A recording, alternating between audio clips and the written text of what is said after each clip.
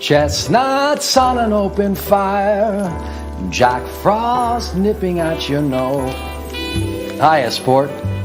Be sure to join myself and other members of the ZBrush team as we conclude 2023 with a year-end retrospective you won't want to miss, highlighting some of the great fun and zany good times we've had throughout the year. We're sure glad you could join us. With a stylus in hand, ZBrush on command, happy sculpting to you. Yeah.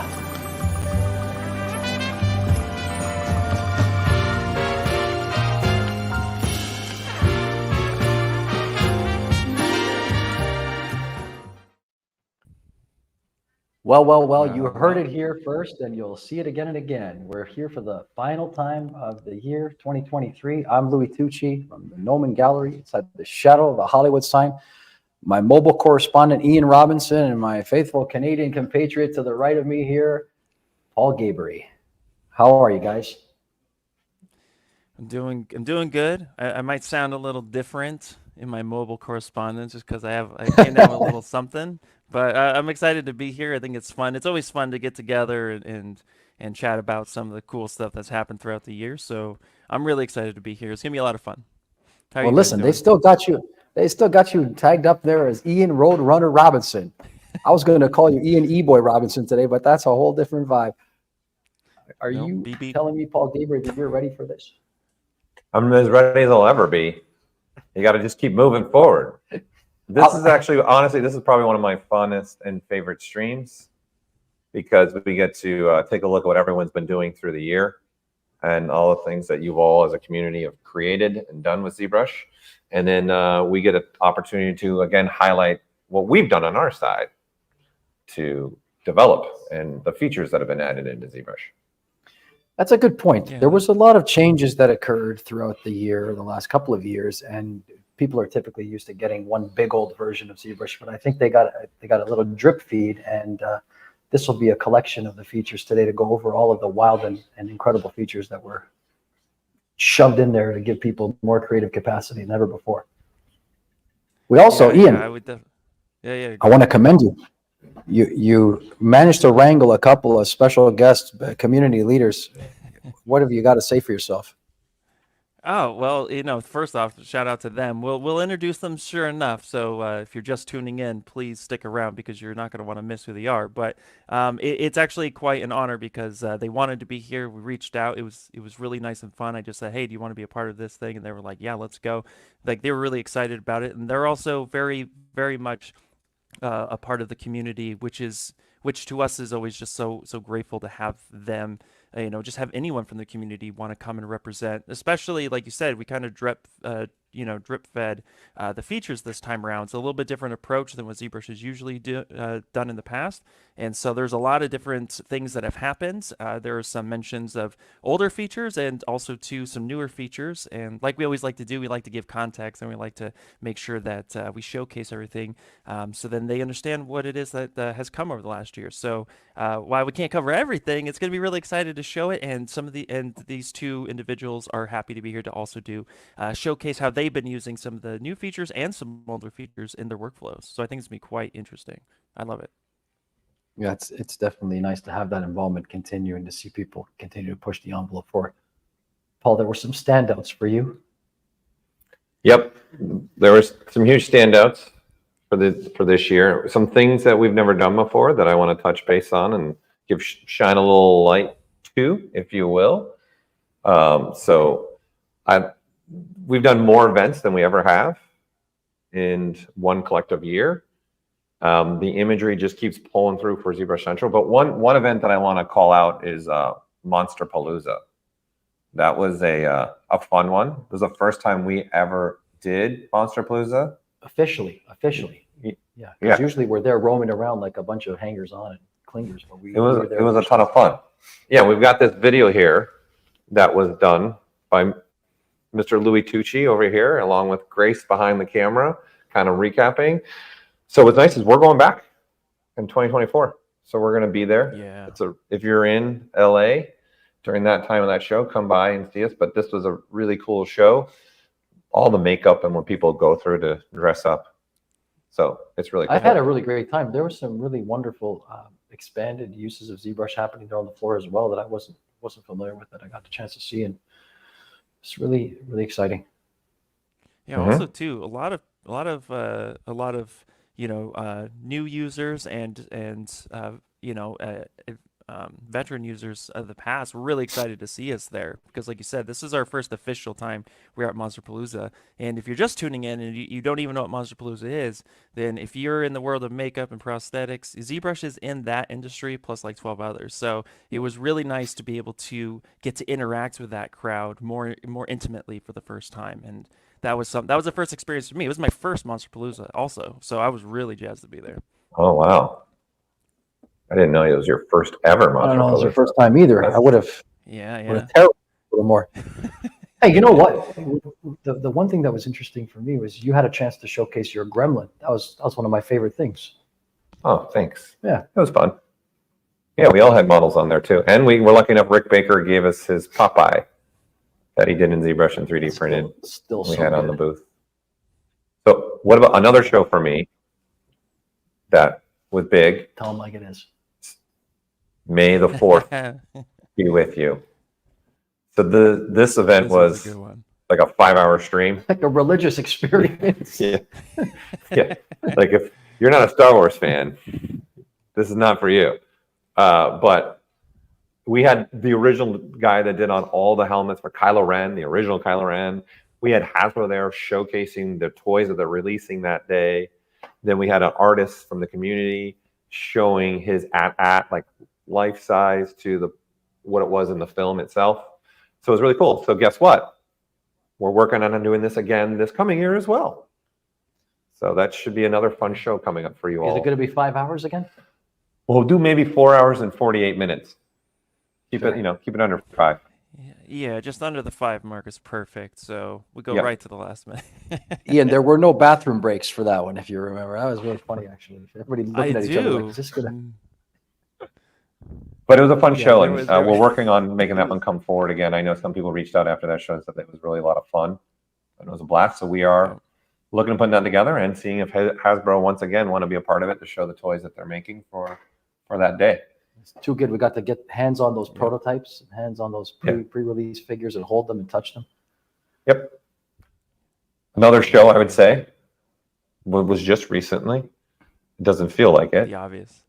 It was in October, the beginning of October, when the ZBrush Summit ended. It's only 2 months ago. Really. Always a pleasure. We were back on the grounds of the Noman School of Visual Effects in person, and we were able to have people come and visit and rub elbows and share stories and just reintegrate themselves with one another in a physical sense. It was really incredible. Yeah, we wanted to call this one out in the stream as well, because we are posting all the presentations individually now. So you're going to want to go check these out. If there's a particular presentation you want to go keep rewatching, you can go right to that presentation now. Hey, hang on a second. There's a point of reference there. A lot of people were online asking about certain presentations. That's the thing about the physical presentation, being here on the grounds of the Noman School. For some presentations, you'll have to be here in person, and it's a great excuse for you to come and rub elbows and meet people and maybe perhaps expand your career opportunities and who knows what. Yeah, exactly. Go ahead. That's something to really just reiterate. It's really important. Like the in-person view, like that's one of the cool, exciting parts about coming back to the summit this year in person, with some of those exclusive items that pop up. So it's really awesome that if you can be here, to be here for something like that. And like Louie said too, just the networking, you get to meet new friends and possibly new possible clients or even future job opportunities, because so many people in the industry show up. And one thing I want to point out too real quick before we move on is just the fact that there was some older features that finally broke the internet, dynamics. So it's definitely worth watching those. Good one, Ian. So Capcom. That was a cough. Hold on. It's fine. Ian's under the weather. I'm gonna absolve you from this. He's mobile because he's got the some kind of contagion that he's localizing to his room there. No, in all Yeah, seriousness, what you said is so important. It's so important. There's sometimes you never know who you're going to meet at this ZBrush Summit, and for us, oftentimes we get a chance to maybe motivate someone or push them in a direction and help them see that it's possible to do this thing. And I think I can speak for the whole community in that case. Like, we're able to help one another and advance ourselves. It's a joy. Yeah, well, I think we also want to take a look at this page, which is not anything new, ZBrush Central. This is you, the community, sharing with us what you're doing. So we want to take a moment. I know there's some staff picks here that they want to show and highlight and talk about. And I know, Ian, I'm going to start with your staff pick. All right. All right, perfect. So this was yours. What was for you that this is awesome? I love this piece. Yeah, I love this piece. So it's Days Gone, and what I love about it is, and this is something that I preach all the time when I talk about, statue design, is storytelling. I shouldn't, as a viewer, I shouldn't really need to know what I'm looking at to know what I'm looking at, if that makes sense. And immediately, when I see this piece, without knowing any context of what Days Gone could be, looking at it from just a true, outsider perspective, the dynamic posing, the storytelling behind this, I know that there's an apocalyptic, phenomenon going on. I know this person is like fending for their life, and it's just so dynamic that it's captivating, and it makes me search around the statue more and dive into the actual model. And then I want to dive in deeper because all the details that really bring the story together, how tethered his clothes are, how torn some of the actual flesh components are. The weapon he's using is not like a typical machete. It's like he put this thing together because survival is of the utmost importance. And so it's this type of approach of a statue that just really stands out for me and just makes me really just want to know more about this piece. And then two, he mentioned in the comment section, this is about a 1/6 scale. So that is quite large, actually, to have this piece on your desk or as a centerpiece in the room. So for me, it's like, man, just imagining what this would look like in my living room would just be so phenomenal. So it's captivating, it's storytelling, it's dynamic, and it was done in ZBrush. So that's just like the cherry on top. Yeah, it's really cool. This made me laugh. He said, "I'm excited to be in your living room." We are completely artists in a community, because most people will be like, "Oh, I'd love to have this in the center of my living room," right? It's a diamond. Greg Callahan's been a long time user, super talented guy, super great, very good artist. So hopefully he's watching or hears. It's been a long time actually since I talked to you, Greg, but he's very talented. It's 1 foot in height. It's quite large. Yeah. But this is our mindset. Like, this is my living room piece. The master right here. This is us. This is the way we operate in our communities, right? All right, Louie, let's head to yours now. Come on down. Let's see it. Wow, what a surprise. Look what you picked. Yeah, I have to say, I just really dug the vibe of the character, and I love action figures and toys. So this was an easy one. I think he did a great job of breaking down what was going on here, and I like the showcasing of the clay render. And it's just an interesting body of work, the whole feed. And that's the thing about going into ZBrush Central. You get in there and start going deep diving into some of these feeds, and you see the work people have been doing over the course of months or years, and progress and trajectories. It's really motivating. But this work is great. Yeah, it's a lot shared. And I think anybody watching that's trying to get their work discovered, it's good sculpturally. I would recommend a gray render like what this artist has, right? So you can really just look at the sculpt and not just the colored images.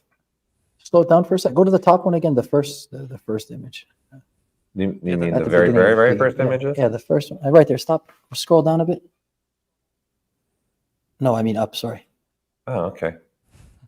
And it's the name is say the artist's name, please. Scrawn by Nature. Scrawn by Nature. Scrawn by Nature. Scrawn by Nature. That's what I thought. Yeah. You can send a message. Click on here. Send them a little message. Yep.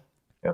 I'm just not logged in. That's a good point you mentioned too, Paul, about the gray render. I'm a fan of that as well, because you can hide things in color, but you can't hide things in a gray tone or clay render. So yeah, anytime I see that, I get excited, because that means that artist was confident in their work, and it just really also just makes the piece stand out. So yeah, beautiful piece. Yeah. One for me that was really cool. I'm going completely different what everyone thought it would be. Oh So, yeah, I thought you were not hard surface surface. all the way. Nice. Yeah. Look at you. You guys didn't see this all the way. Well, I kept mine a secret, by the way. So Ian and Louie didn't know what I was pulling up. It was Yeah, hush, I'm hush seeing this for the operation. first time. Wow, Mr. that's Cloak and amazing. Dagger, Ian. He didn't say one word about it. Nah, he never does. He hides in the shadows and comes out of his bat cave when he's ready. I am the Batman.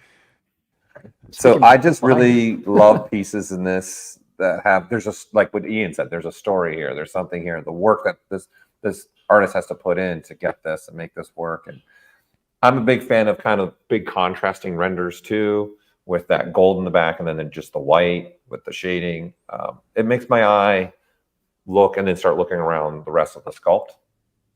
So I'm a bit, it's kind of like also this one. Same thing, Oh yeah, right? that's a good one. This is one of my favorites of the year. Yeah. So I just enjoy seeing the sculptural asset of coming through and what people can do with it. It's a lot of fun to see what people are doing in ZBrush, and this is one of my favorite ones. Brudba. Yeah. My top row pick was the Robert De Niro from Taxi Driver. Oh, Robert De Niro from Taxi. Yeah, not surprising. No. Not at all. Also, just Ian's got a very special T-shirt on, but today Paul Gaboury shows up in the Miami Beach Yes. version. Look at this shirt that Paul Gaboury's got. He's got a very nice turquoise. This one or this one? This The one? one you're wearing. Oh, the one I'm Look at wearing. that. This one. Yeah, I'll stand up. Paul. Stand up a second. Stand Show the up. people at home. Show that 6 Look at foot. There we go. 6'5".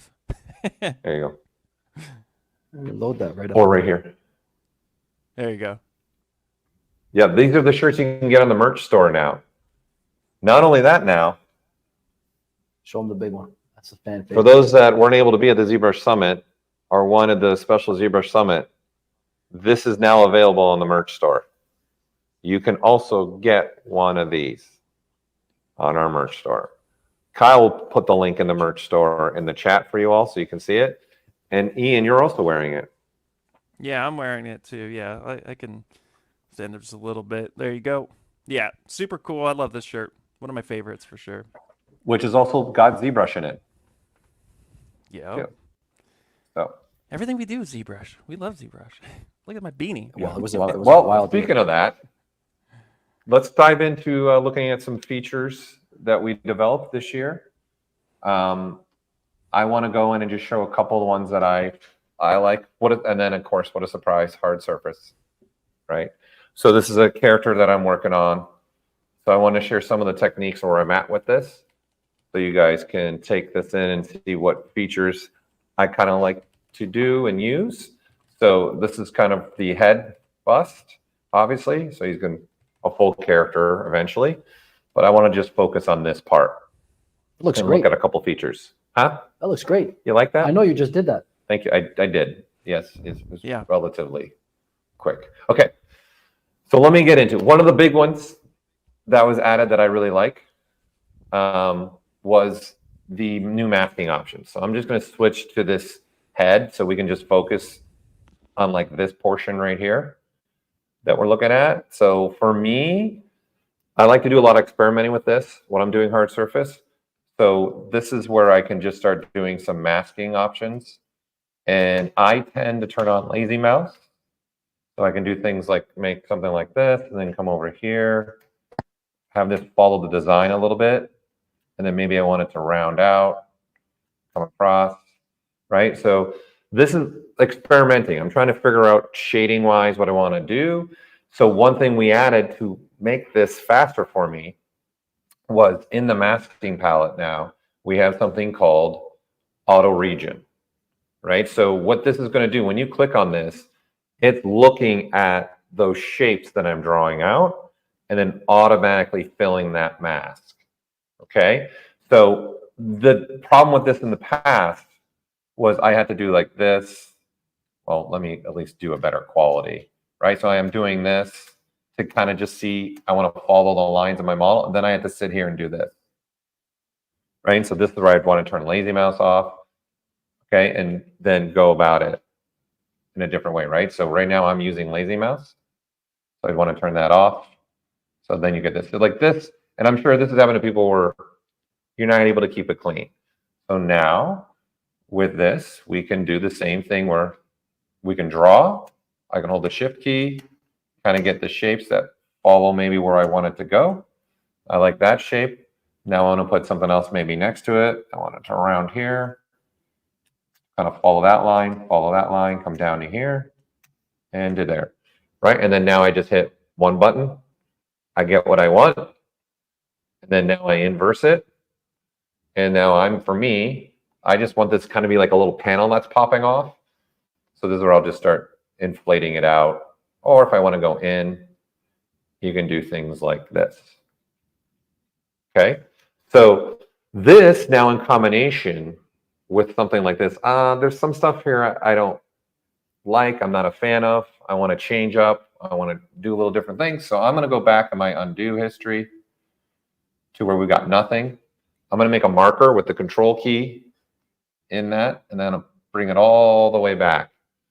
So one important thing for me is I want to be able to also erase this, because this is kind of destructive. So I want to switch now to my morph brush, okay, and then start morphing stuff out now as well.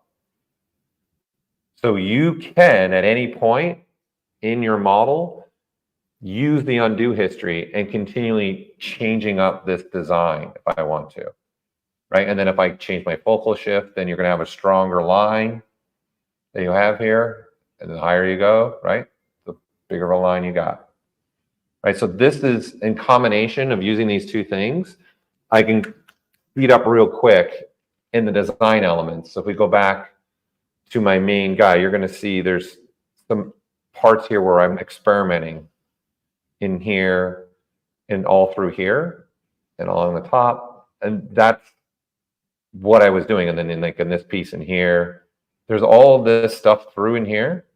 There's a lot of figure out experimentation of what I want to do and what I want to have. So those two features were really big ones for me. Having that morph brush now can be used with any model at any point in time with the undo history. The key thing is it's got to have the same exact polygon count. So I do not now have to remember to store morph target. And then I also like having that masking, just figuring out things and then filling it. Okay. So it's very painterly of you. Yeah. And speaking of which, I have a surprise. Oh, you have a paint. You have a surprise. I have something to show you. Okay, please partake.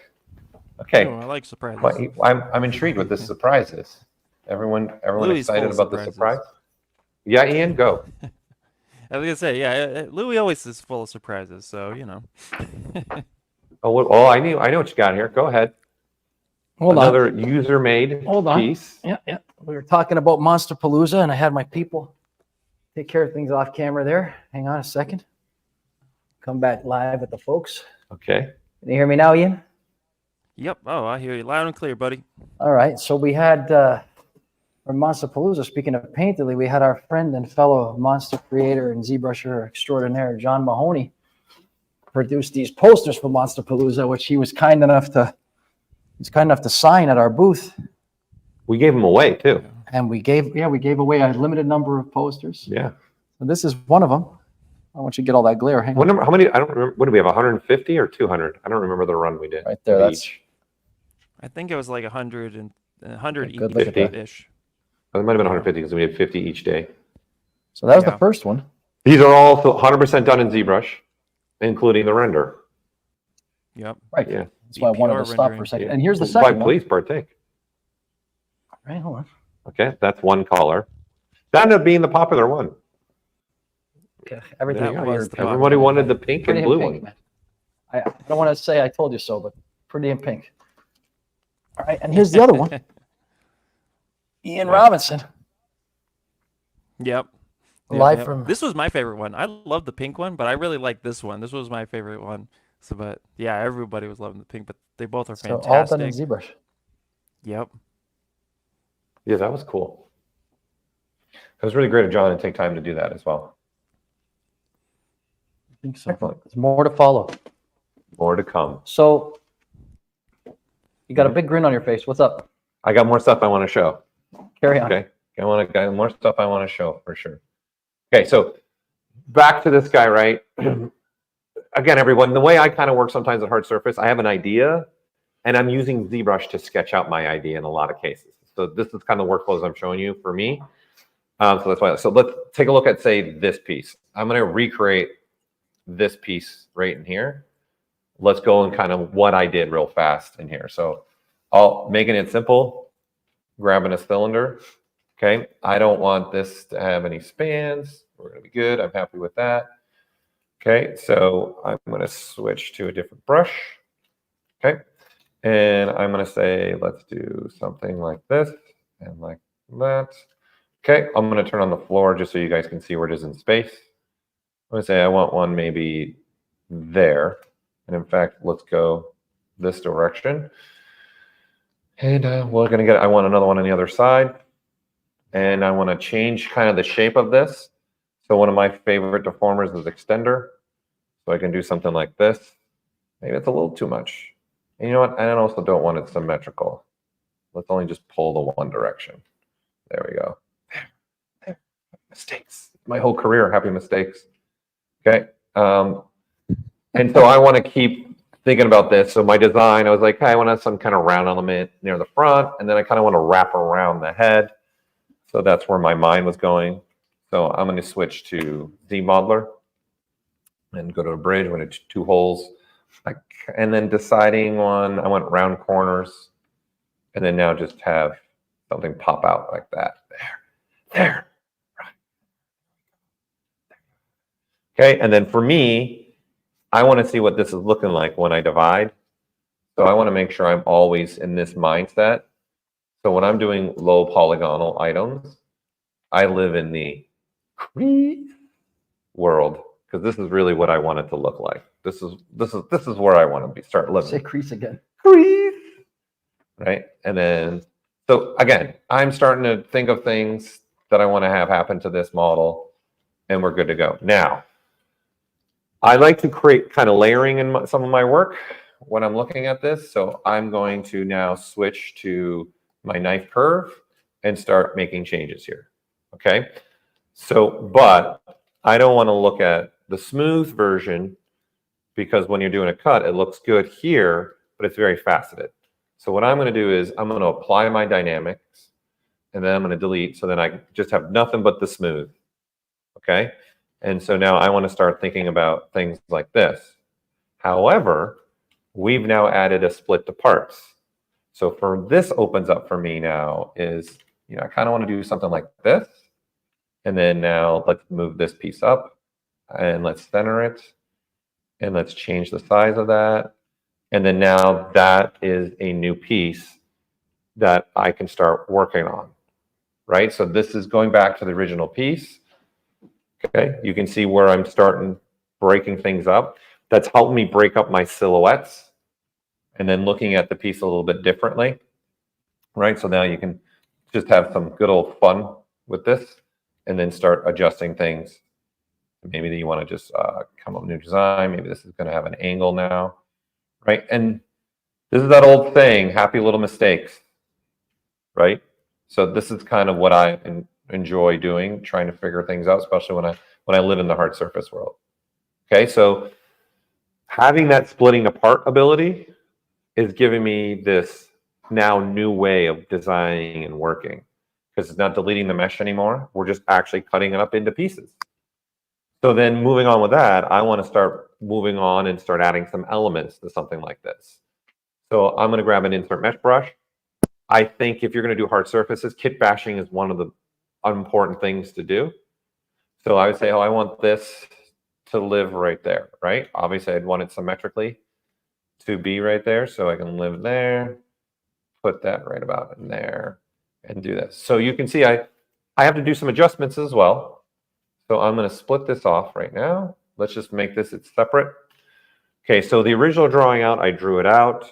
I had to do some arrangements and some changing.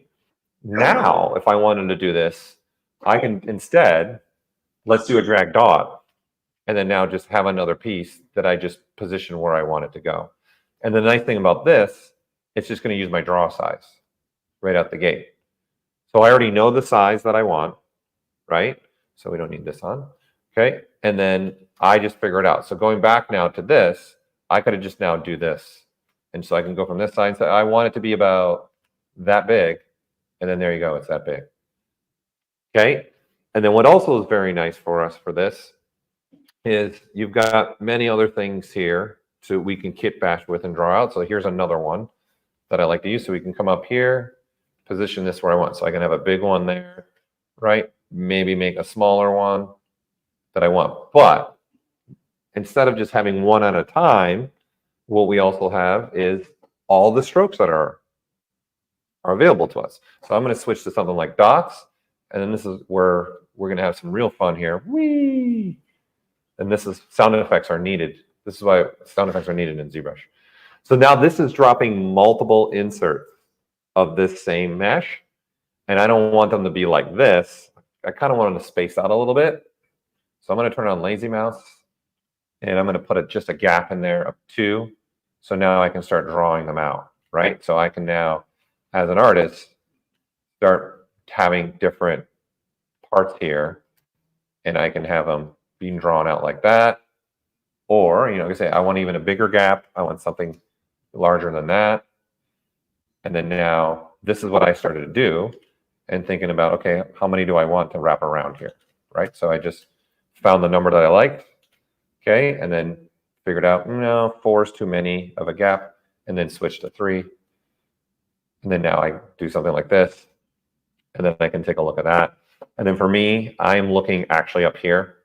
When I'm doing all this turning around, I'm always looking up here. Little hockey peripheral coming into play right there. Okay, and then to continue on this workflow, okay, because it's going to be our guest time here soon. This is now giving me something where I've got a bunch of meshes sitting on top of themselves, sitting together, sitting here, right? I would want to now maybe change this down the road. Like this, I don't like where this is sitting, right? So this isn't sitting in the right spot, so I want to adjust it. Okay, so we can do stuff now where we got to try and look at things visible and try and get there. So for me, another way could be, well, why don't I just do this, where I'm masking it out, or on the flip side, doing this. So the problem with this workflow is this is completely unmasked, but this part's not. So a new addition that we have for this calendar year as well is in masking. There is now a shrink all and a grow all, right? So what this is doing is looking at what parts are masked, what parts are not masked, and it's looking at the whole shells. So right now, this is unmasked and this is unmasked, right? So this is what I originally had, and then now this is what I have. So then obviously you also have grow all, and now this is really what I would want in this scenario, because I want to look at just this one portion and kind of maybe even reposition it if I did want to reposition this. So this opens up that if I even do a masking like this, okay, there are multiple pieces masked. So you either want to shrink it all, so it's all gone, or you grow it all out. And now all the other pieces are available to me. Okay, so this was important for me to keep designing this particular character. And this is something I'm always doing, especially in the hard surface world. All right, so these are just features for me that this year we've done. And Ian and Lou are going to share more. I've done something else. But I want to go one more. I got to do one more, guys. Okay, do I have permission from Louie over here? He doesn't care about me anymore. He's just a ride for the do it. There he is. Look at that. Yeah, Ian? Yeah, go. Just do it. Here, okay. I was keeping. You have the I'm housekeeping. All right. There's some back end stuff going on here. Okay. Okay. All right. So when I start to get to a point in my design on a hard surface, I want to start now having, if we turn live Boolean back on, I want to start putting maybe some other elements in it, like this here, this, or this pattern right there, the pattern there. So these are just extra elements that I like to put into the design.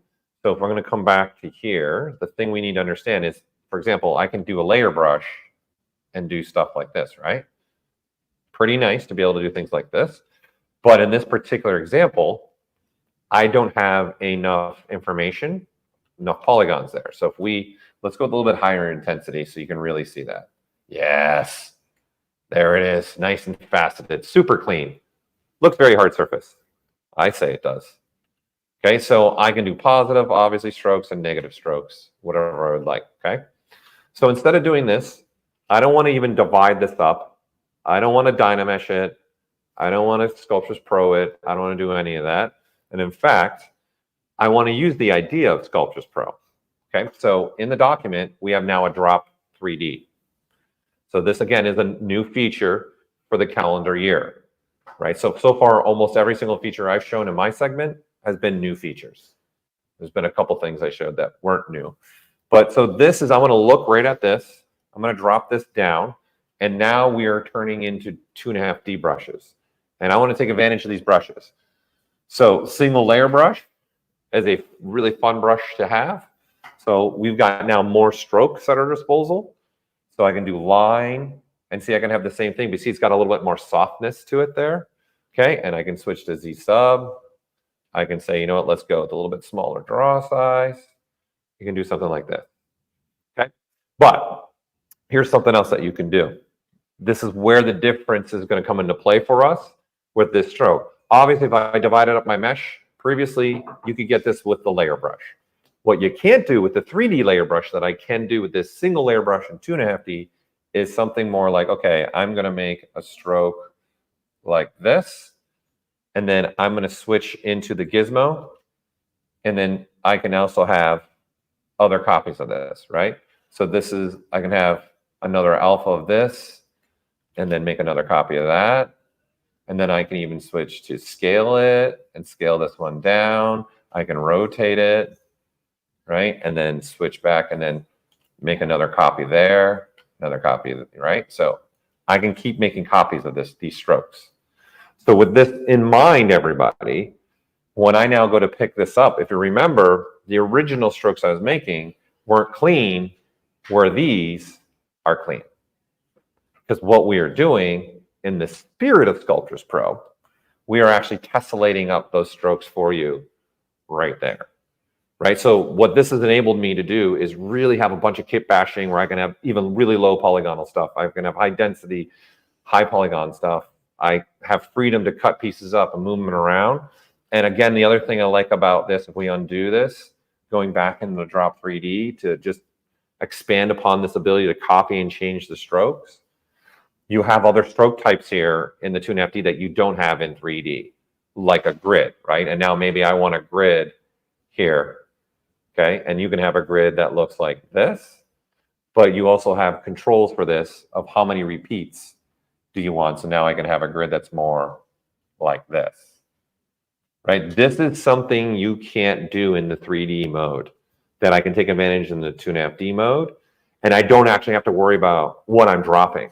That's the point of drop 3D. Let's get rid of that mindset of, oh, what's my polygon count? Am I subdivided? Am I in Dynamesh? What am I?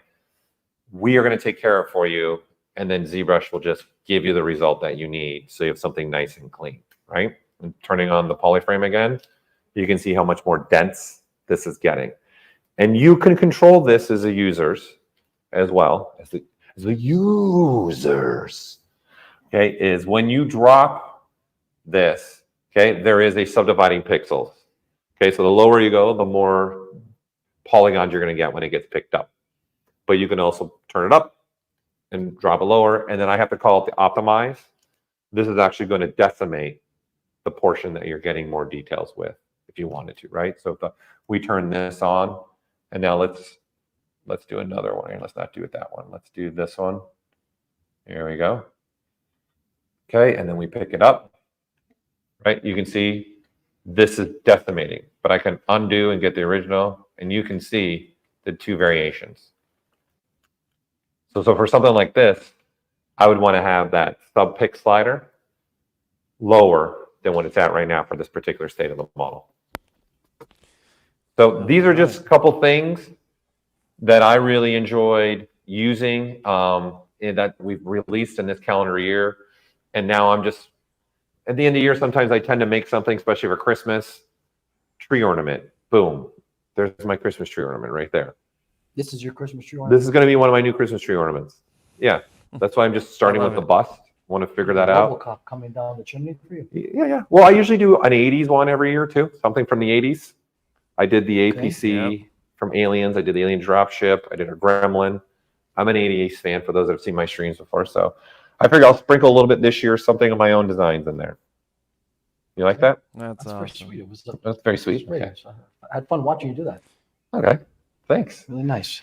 Well, we're gonna move on now. It's my time is up, right? So we're time to move on to our more community stuff. We have a special guest, Louie. I'm kind of flabbergasted by the whole ordeal. You just showed that in such quick and expedient fashion. That wonderful hard surface model of yours. I give you a round of applause. Thank you. Golf clap for you. Ian's doing it around the world, and the people in the chat are liking it too. So we have a special guest. Are we gonna tell him who it is? You want me to tell him who it is? You take it. I'm here I'm buckled up for the ride. Well, you know, the man who needs no introduction. He's been a part of the community for so long. He's an exponential amount of output and contribution to the lexicon of all learning. Ian, go ahead and say his name for all of us at home. Say his name. Who is it? Mr. Michael Pavlovich. Bring him on, Mr. Michael Pavlovich. There he is. Hey, everybody. Hey, Michael. How you doing? I'm doing great. Thanks for having me Hey, on. Michael. Yeah. Thanks for There he being is. here, especially such last minute. So appreciate you coming on. Absolutely. Well, you have the conch, sir. So So we're going to hand it over to Michael. Thanks for being here, Mr. Absolutely. Pavlovich. It's always a pleasure having you. Smash We're the gonna- like button, our- hit subscribe. It's Michael Pavlovich in the digital flesh. Yeah, we're going to let him go. He's going to share some stuff that he likes and some tips and tricks for you all. And don't feel rushed, Michael. Take your time. Okay. So we'll hand it off to him. I really mean that. Take your time. Again, thanks so much. Ian asked me, like, hey, we're going to do a year in review. Just in the past year, any cool new features that you use. And I'm the kind of guy who doesn't remember what he had for lunch that day. So I had to literally go back and look at what I had done in the past year. And I got to say, ZBrush kept me real busy. In fact, a year ago today, I did my Waffle Ira live stream, which is hanging behind Paul, I've noticed, which is, I got to say, like top 3 coolest things that can happen to a ZBrush fan like myself. You know, I'm on a print behind Paul Gaboury while he's showing ZBrush stuff. And this, again, is from a live stream, December 6th, 2022.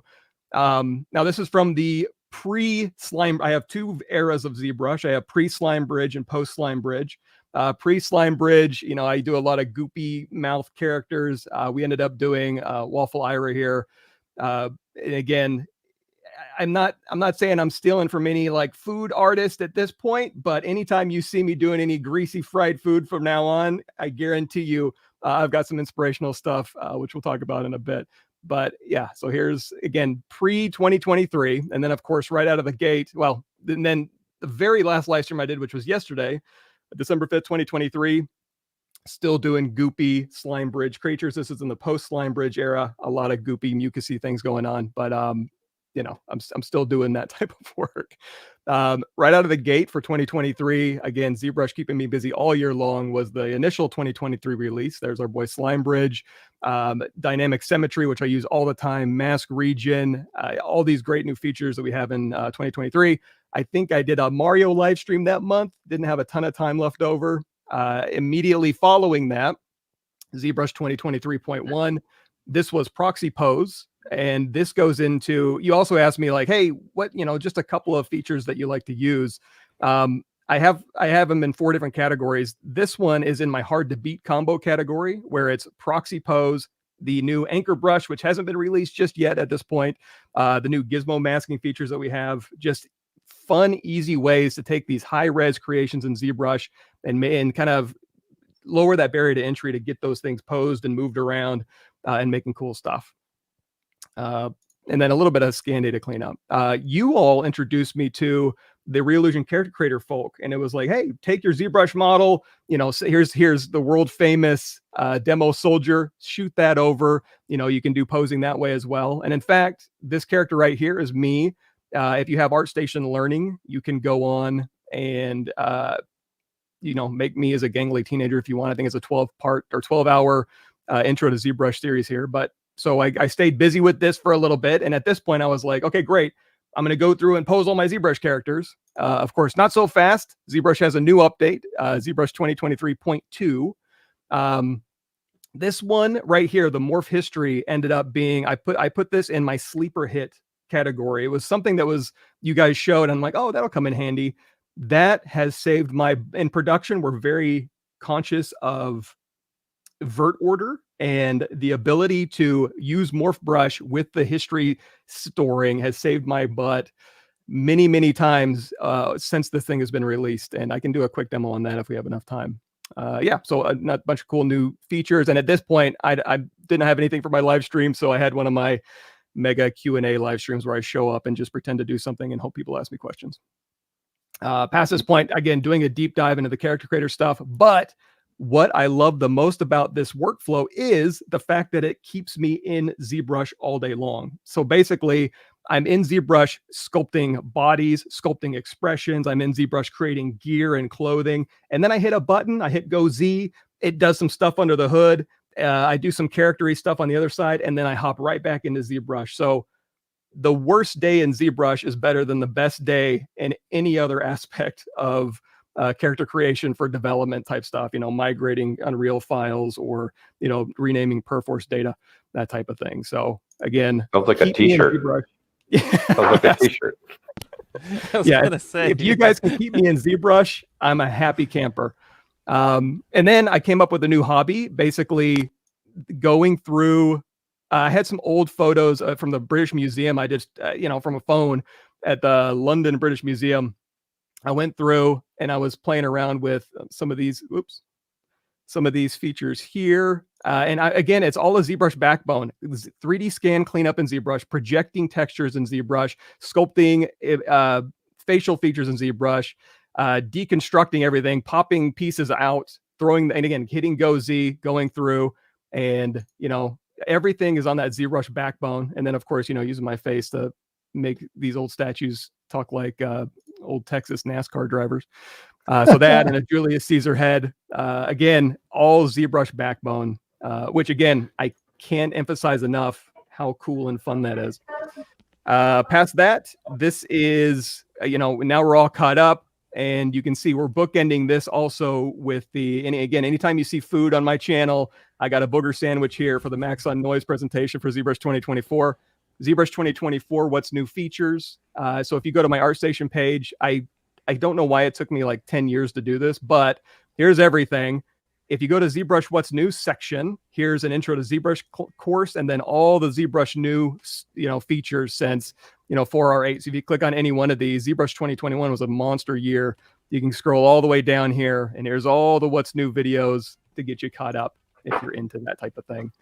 And yeah, I think that's it. That was my year in 2024, and I still got some minutes left. So yeah, go ahead, jump in there if you want to. Oh, do it. We've got several minutes left. Go ahead. Okay, perfect. Yep.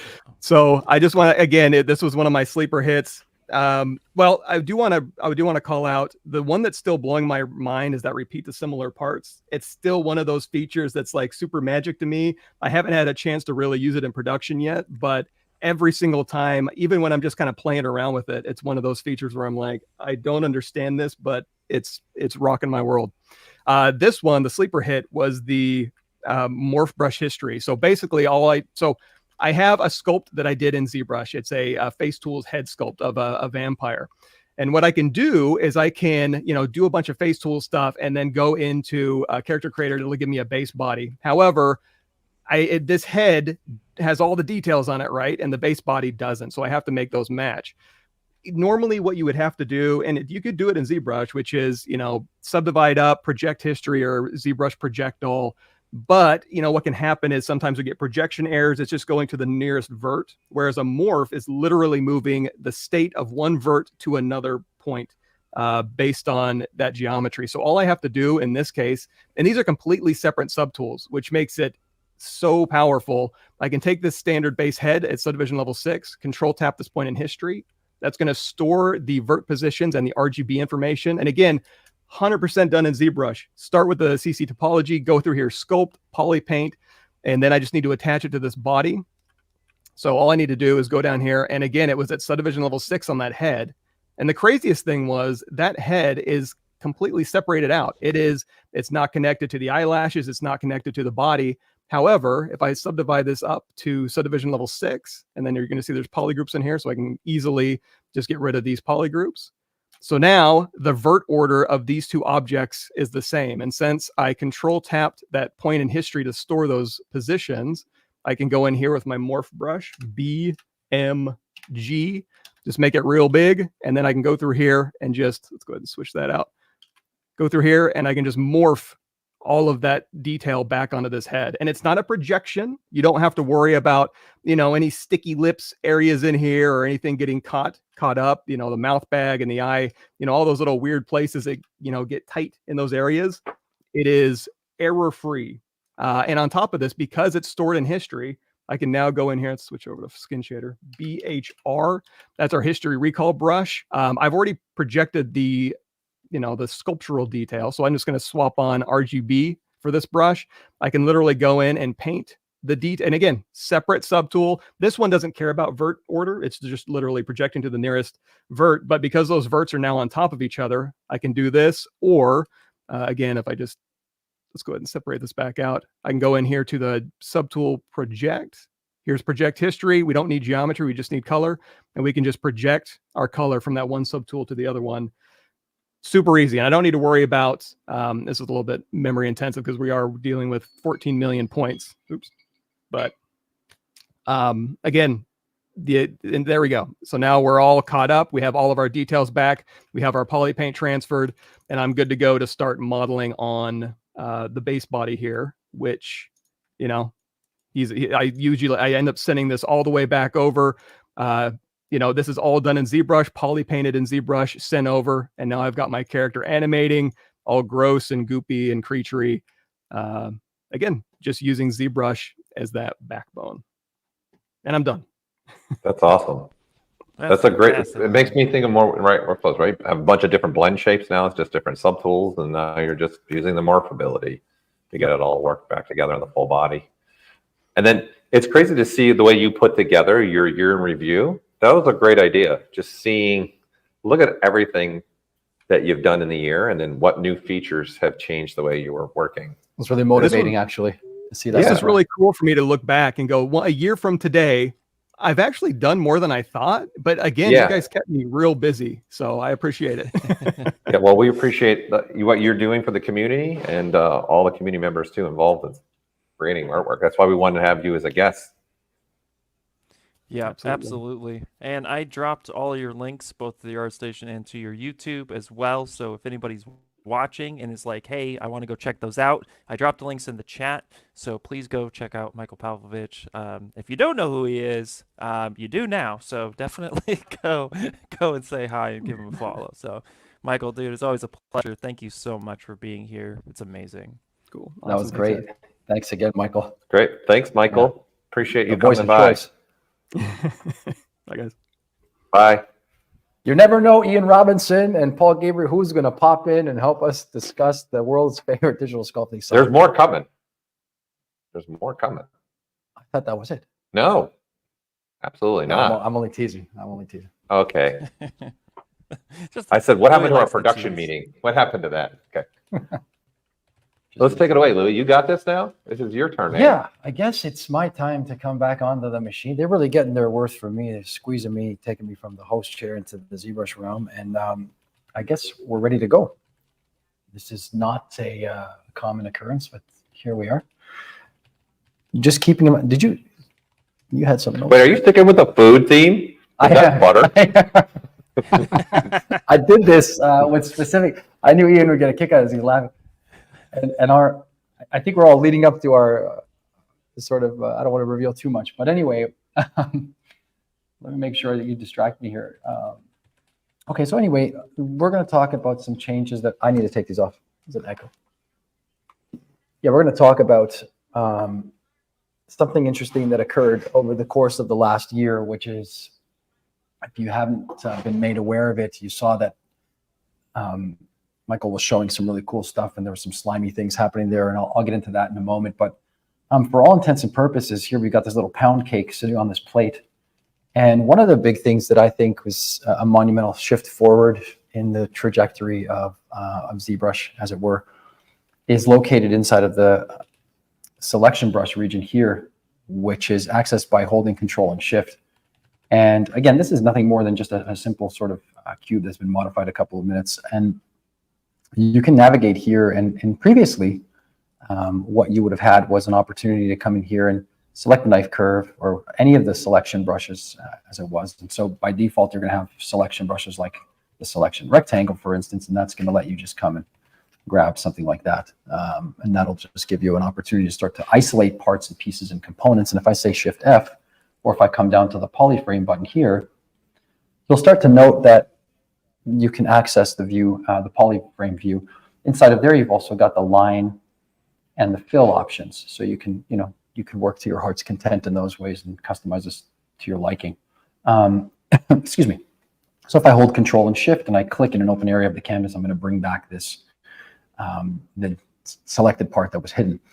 If I hold Control and Shift again, and again, I'm going to turn off perspective for a second. If I hold Control, Shift plus the Alt key, I can cut away parts of this. Now, this is really great, and you're seeing a gaping hole here. And we'll overcome that by coming down into the basement menu here where the display properties are and highlight we'll just go ahead and say double-sided, and that's going to let us see the inside faces of that asset. So again, that's just located here inside the display properties. And you're probably at this point asking yourself, why in God's name is he showing this? Well, I'd like to start from the beginning. No, I was asking myself why you're using a mouse. Right. That's a whole other point of contention to be discussed at the year-end staff party. So, and I am using a mouse, and it's really just a cheap old little, I won't even say the name of it, but it's a really cheap little $9 mouse. I myself, I know Farallon, creator of ZBrush, used the mouse, so that's kind of funny. If I hold Control and Shift and I click in an open area, I'll bring back the piece that was hidden once again. It's important to note that, I know this may seem rudimentary, but understanding for the multitude of people that are watching maybe for the first time and coming into ZBrush for the first time, the concept of polygroups and the concept of polygroups as they relate to even masking and selecting and hiding parts, I'm looking at you, Paul Gaboury, can't be understated. And I think there's a tremendous degree of relevance associated with that. So I'm just going to say Control W and group this into one piece, okay? And that's just grouping the visible piece. Again, if I hold Control and Shift, I can access the knife circle, the knife curve, the knife lasso, and the knife rectangle. These historically functioned as follows. So you would select the knife, and what would happen is, I'm just going to make sure something's okay, perfect. So historically what happens is you'd come here in a very sort of destructive way. And when I say destructive, I mean simply just cutting something off means that it would go the way of the dodo, and you would get a representation of another polygroup to frame that off. Now it looks like a piece of cheese at my grandmother's house. So I'll just say Control Z to undo that. The new change for this past year revolves around this concept of some kind of insect flying around me here. That's just me. No. So the new concept sees us work to facilitate a slicing option that, and again, just to show the full breadth of this, is that if I selected something like even the selection lasso, you'd have an opportunity to select these pieces like this, and you'd have a more sort of representation of that lasso that you would implement it across the surface. Again, this is going to be something that maybe doesn't get said enough, which is it's going to operate in such a way sometimes where resolution is quite important. So the higher the resolution, the more sort of succinct this selection will be. And you'll see that it's not jaggedy, but more smooth. Let's just move on with this idea and hold Control and Shift and access our knife circle, our knife curve, and our knife lasso. So if in the case of the knife circle, what's going to happen is we're going to get this circle, and it's going to project this through the surface of this asset. And basically, I'm going to have this grouping that can occur if I've selected it properly. And in this case, what I'm going to do also is take the knife curve and change it to show you the new function, which is going to be accessed by holding Control and Shift and pressing the space bar. And new for this particular version in this year is the split to parts option along with the polygroup option. So the first one we'll see is the split to parts option. And this is really handy dandy because it lets us, Paul, you've imagined it and now it's real. We're going to cut like a knife, and we're going to have this mask occur across the surface here. And like a hot knife through butter, Kyle Johnstone, we are going to have an opportunity to invert that selection. And I'm going to say W, and all of a sudden I've got this retention of this sliced bread. And this is in no uncertain terms. So food. Yes, with great intention and purpose to build up for our sort of our big reveal at the end of this. Oh yeah. I hope wherever you are, you're smiling because this was just for you. So you can see now that there's a tremendous degree of dexterity there. And the reason I showed it that way was to demonstrate to you this idea of ultimately clearing this mask and saying, okay, we've got this internal face here that is now created and this other internal face here. And it's really kind of a non-destructive way to cut things. Again, you can manipulate this by masking it, holding control and clicking across the surface of this asset. And doing that is going to allow us to hold control and click in an open area and invert that, of course, and I can move this wherever I want. Or alternatively, Paul Gaboury, and probably of even more use is inside of here, we've got the subtool menu.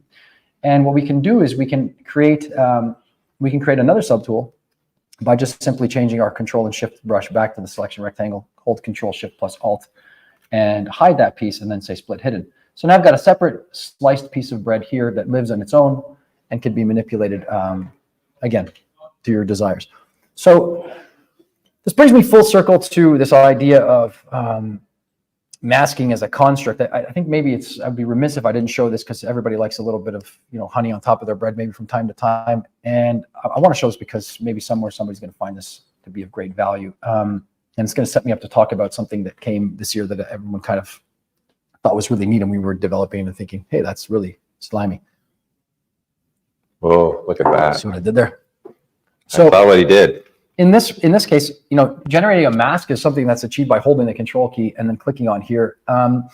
Ultimately, there's a ton of different ways you could do this. I think if I use the drag rectangle or the mask rectangle, and I change my my alpha type to something, in particular, let's go with something like this. You can see that we can start to apply on the surface of this thing, Grandma's Spice. And again, that's resolution based. So if I wanted to increase that, really what I would do is come here and say geometry and say divide a couple more times, and it's going to be resolution based. So I'll say hold Control, click and drag across here, and I just want to get a really rough sort of estimate as to what that is. Again, holding Control and clicking on here, and I'm just going to sharpen that mask. You've got options inside of the masking function here, located inside of our menu set here, and you'll see that we've got options to shrink, dilute, and grow the mask. I'm sure at some point later on today, someone's going to get into some of those options for growing and doing those things as we've implemented that as well. Making sense? I'm actually just showing this because I think sometimes it gets lost on people, the idea of making this an extraction. And so really, if you're out there and you're just coming in for the first time or you're new to ZBrush, I think it's really important to note that really all you have to be able to do is load a sphere and be able to create masks and use something like Dynamesh, and you're off and running. And just to be sure, I'll make sure that the bottom here, I'll clear the bottom part of it, as it were, so I don't create two of them. Okay, and that's definitely going to work wonders for us here. And I'll say extract, located here inside my polygraph menu set. Let me just delete the lower, and I'll go to extract, which is here. And you've got some settings here that are going to allow you to make a wonderful extraction happen. I'll just use the default and see what happens. And there it is. That's the thickness that is located here, and very easy for us to navigate. I'll give it a little bit more bump, and that's good enough for me. I'll say accept, and now I've created this separate and equally interesting bit of business. And there's a little bit of sprinkling of what how you would use a knife to cut the bread, and sprinkle some honey on top of your bread. But okay, why did I preface this by talking about the mask? Let's move into a different set. You don't look convinced. Oh, I'm convinced. Are you happy? Ready to go. Okay. Oh, I'm buckled up for sure. So let's Just take a need look more at this sound guy. effects. Yes. And let's talk about this. For the longest time, I was thinking, how can I resolve this idea that there's no saliva happening inside of this space of this guy's mouth? And ultimately, it would be kind of neat to see that happen. Maybe some business happen from the top portion to the bottom portion of the gums in there. And I think that, I'm really happy that we were able to do something with development that is a continuation, in my opinion, of the masking operations and the power of masking inside of the application. So without further ado, let's take a look at Slime Bridge. Let's get slimy. I know. Let's Get a smile on your face. How about a smile? Yeah, Let's get slimy. Let's get slimy. Okay, so with great power comes great. Oh, stop. So here we have inside of this menu, you're going to find the slime bridge. And ultimately, what's going to happen is, well, I'll tell you what. Let's start from the basics and do it as follows. So if I simply come here and I select this portion of my my asset, and what I'm going to do is delete this. What I'm going to do is I'm going to isolate something here, which is this area with my mask, and I'm going to have it grow from here. So again, I'm going to hold Control, and I'm going to switch my mask to the MaskPen, and then what I'm going to do is just change my brush size, which is achieved by holding the S key as a shortcut for the draw size slider at the top of the menu. And then I'm going to come and just create this. Sorry. So I'm going to make this mask here on here. Oh, you've got the stroke on from before. That's you. Turn that guy off. Okay, so I've got this little bit of business here, and then I'm going to come down here and I'm going to select this other area here. And initially, I'm sure this person has bad breath. You think so? In context. I think he takes. What I'm going to do is I'm going to come here and then I'm going to say. He takes what, Ian? He has breath mints. He's aware of it. Oh, sorry, I can't even hear you. I put these down. My bad. What did you say? He said he thinks he has breath mints. In his pocket. He's okay, aware. So by default, if I just press the slime bridge button, we're going to get, and again, this is a pretty dense model, so give it a second here. We're going to have an opportunity to see this grow, this madness from the top of this gum region down to the bottom. And you'll see there, that's the response. So looking at it, you think, that's maybe not the way I kind of wanted that to go. And that's actually going to be adjusted here. If I say Control Z, I'll come back here and I'll increase this tension and reduce these bridges and branches and capillaries and bring those down. Okay, so I'm going to crank this guy up to, let's take it to 100% so you can see the distinction there. Let's crank it all the way. And I'm going to say slime bridge again, and you're going to see it do its business. Keep in mind that I'm going to step backwards and do a further demonstration on this to talk about resolution. So here you see that we're going to get something far more in alignment with what we were trying to do. Paul Gaboury, are you smiling at that? I love it. It's pretty neat. So again, maybe 2 branches, as you can see here, is not your best setting in this case. So let's go up to 6, and we'll give it 6 as well. And capillaries would be the connectors between and across those. I'll give them 4. And I'll loosen up on the tension, bring it back to 7. Loosen it up, man. Loosen up. Just relax a little bit. As he says, Juicy. Everybody just relax. All right, so let's try it again and see what transpires.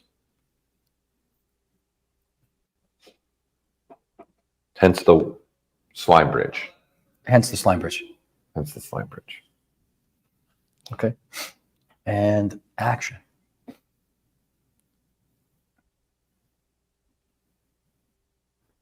Louie, I have to say, I love the detail on this thing that you're achieving.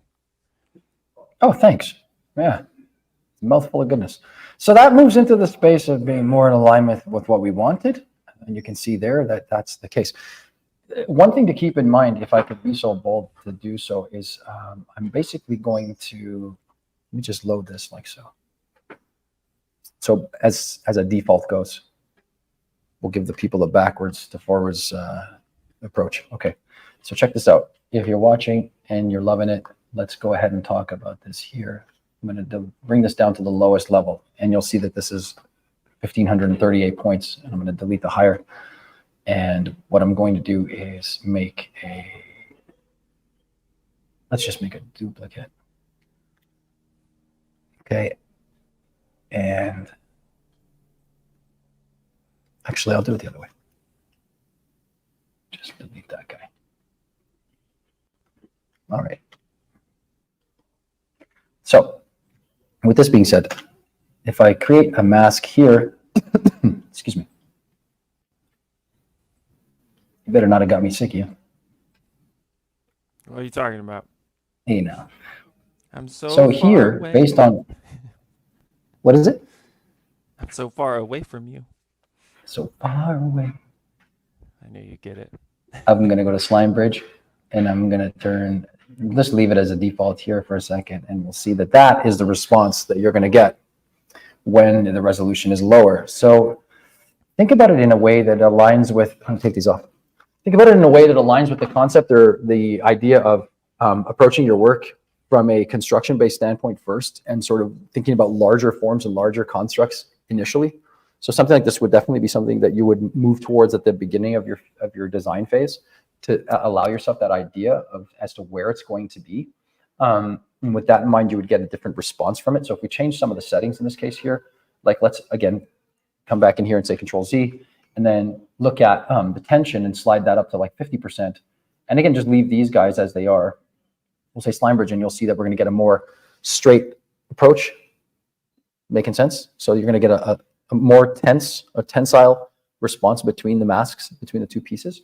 The other part is if I crank it up again, I'll just say Control Z one more time. So a lower sort of setting is going to allow for more sort of, I wouldn't call it erratic, but a more flexible movement or less tense. And all the way cranked to 100 is going to give you something that is quite tight like that. And I think that that's actually quite useful if you were thinking about like maybe something coming off of a hand or something like that, you know, illustratively speaking. You're with me? Oh, like a kind of X-Men type of thing, you know, maybe like Iceman, something like that. Spider-Man, of course, right? Carnage, all these people that are floating around me in the distance.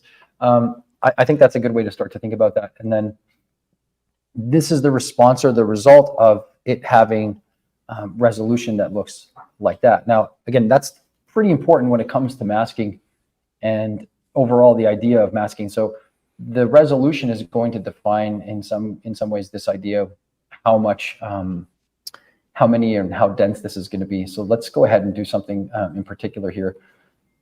We'll shut that guy down, and I'll say in the geometry tab for all you folks, I'll just say divide. So also going to give us more resolution. You'll see that now when we generate a mask on here, first of all, the mask that is generated on the surface is going to be more succinct and actually more dense because of the underlying source topology. In this case, what I'll do is I'll just showcase it this way, and I'll say Slime Bridge with 100, and you're going to get an even more sort of, I guess pronounced would not be the right way to put it. There'd be more of them sort of occupying the space in that regard. So I'll say Control Z, and again here, let's just sort of reduce this down, and you'll see that we're able to have even more dexterity design-wise.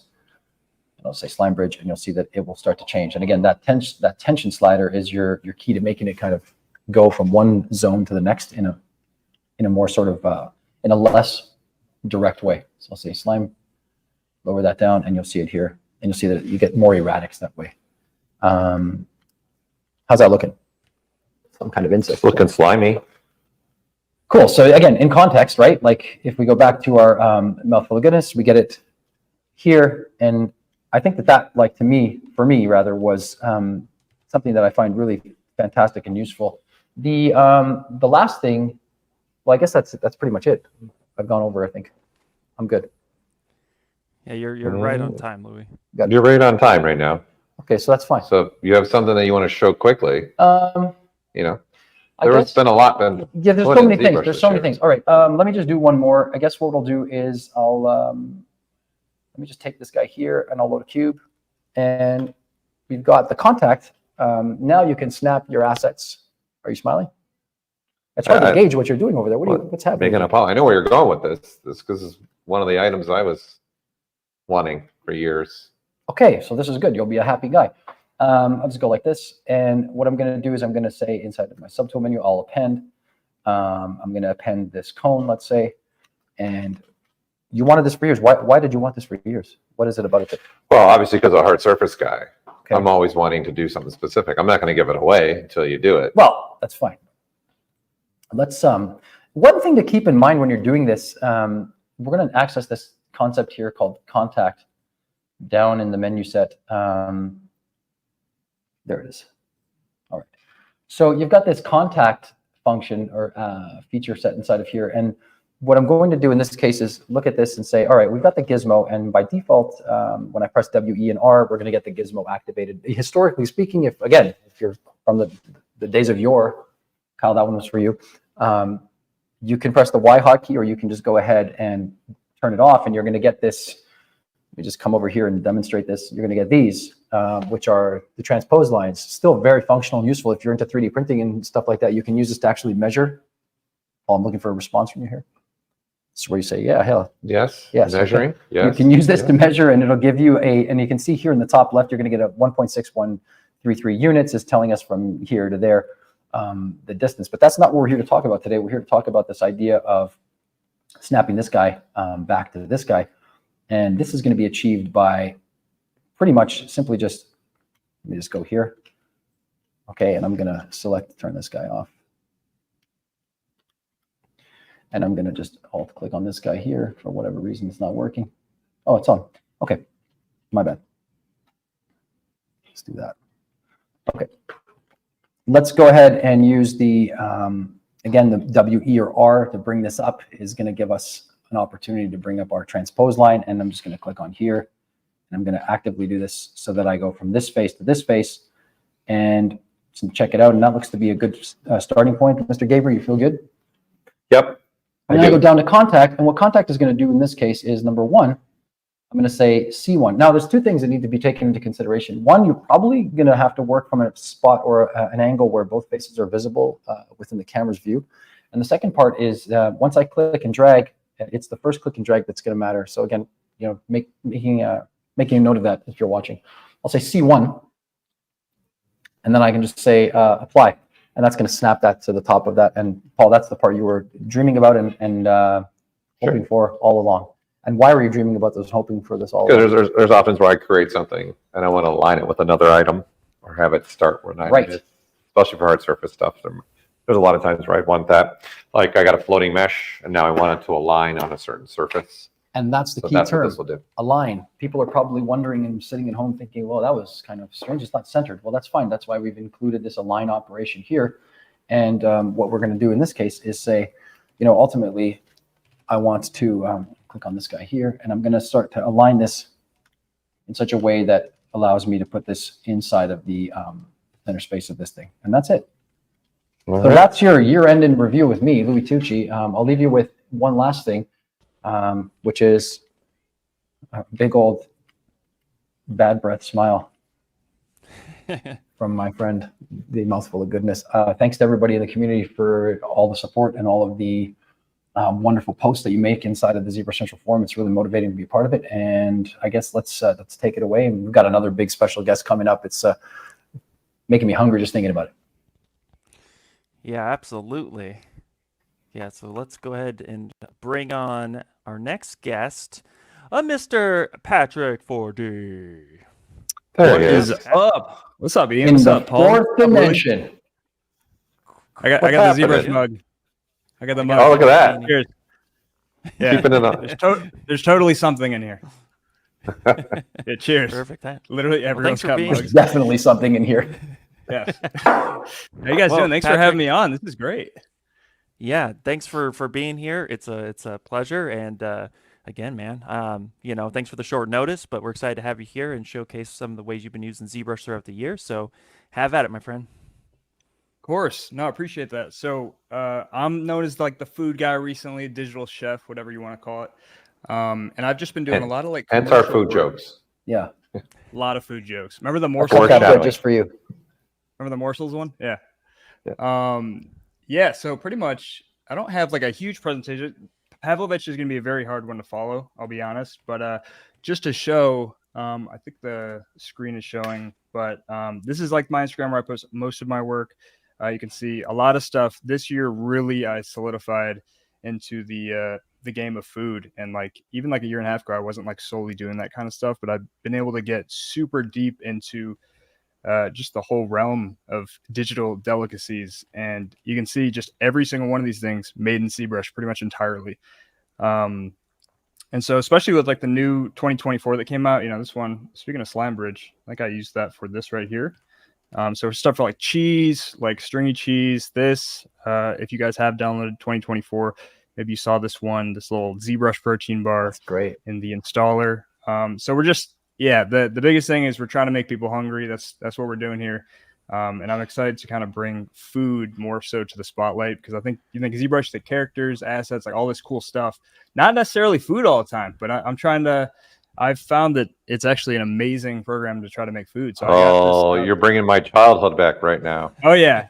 So we had just a couple little things here. I'll keep it real snappy, because I know we like snappy. So here we got the little Debbie kind of cupcakes, because we got Christmas coming up soon. And Louie pretty much did my presentation for the most part, dude, like using that knife thing. So I was gonna do butter with honey, but I had to just make this last minute.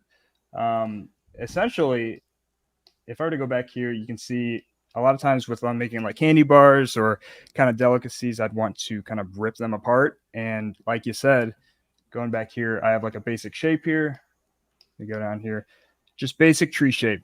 And if I were to go to the knife, let's go knife lasso tool and just hold down Control Shift spacebar, split the parts. You can make a very easy kind of break here, and then I can just take the gizmo if I want, go all the way down, and it's super easy to be able to just like Control tap, even while just keeping the stuff in the same subtool. So just easy stuff like that, and then right from that, maybe zero meshing.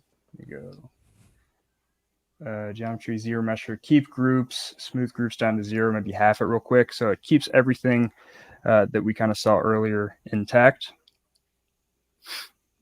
And once we have kind of something a little bit cleaner like this, a lot of times I like to Control tap on some of these areas and make sure select rect and kind of hide these, and maybe color them the same just so I can easily mask these later. So Control tap, and then maybe we can feather these a little bit, making sure I'm in the right masking mode. And then we inverse, and this is where, again, one of the new tools in 2024, one of my favorite tools is Surface Noises. So love having the new Maxon Noises. So if I were to go to new noise plug, you can see we got the Maxon Noises here.